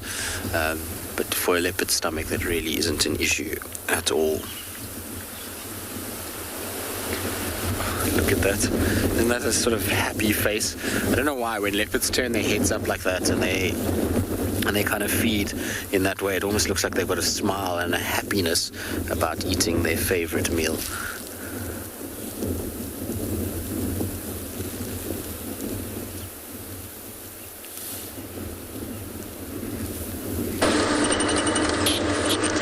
Kalamba's always happy eating a meal, that's for sure. Tristan, you are right. And we're all going to be eating a meal very soon. Are you excited, BK? I am. It's far too cold. Spring made us feel a little bit safe with the weather, and it's thrown me. We had to leave the Nkuhumas, I'm afraid. They reached Gowrie Main, which is our southern boundary, and it's a bit of a no man's land, the boundary line, so all sorts of vehicles can approach, even those vehicles that can't necessarily traverse on this property. So we had to leave them. There's too many vehicles, and yes, we are heading home.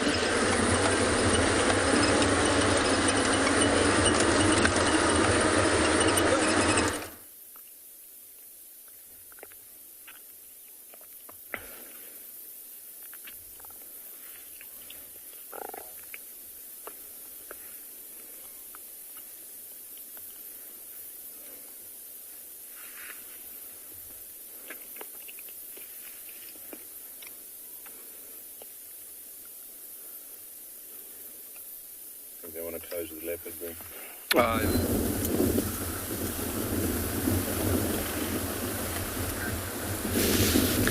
Well, unfortunately, that's the nature of being out in the bushes, that we do have a few technical difficulties from time to time.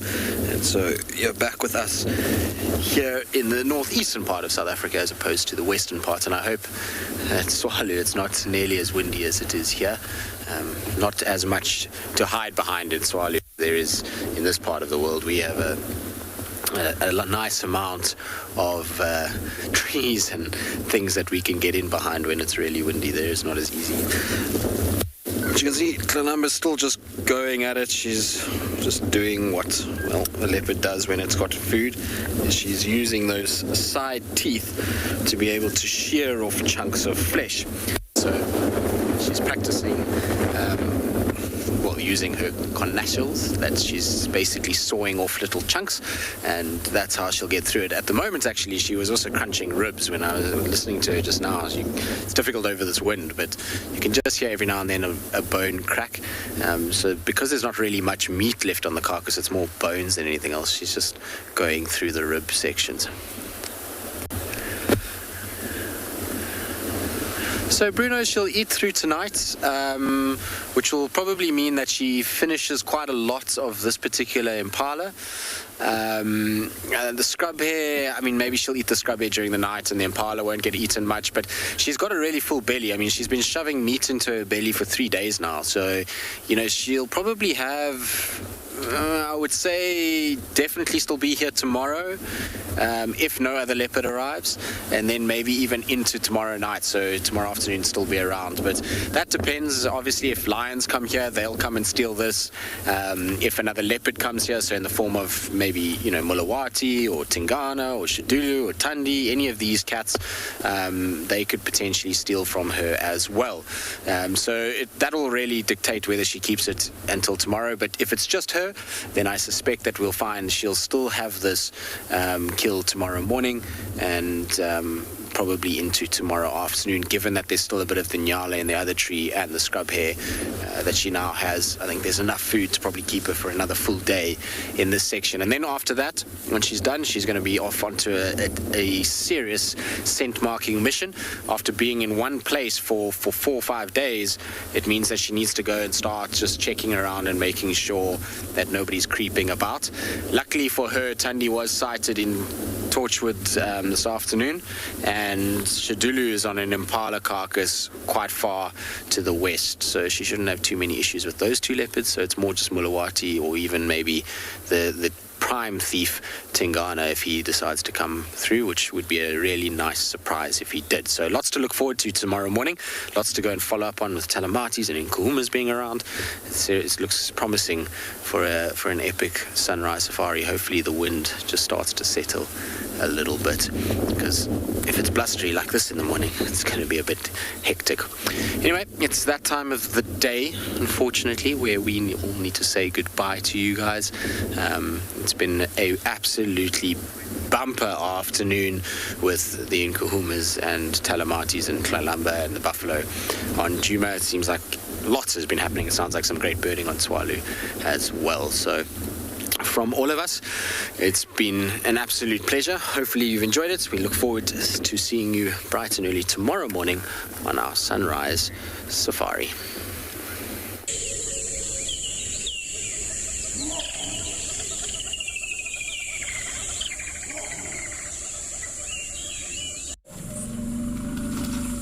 This program features live coverage of an African safari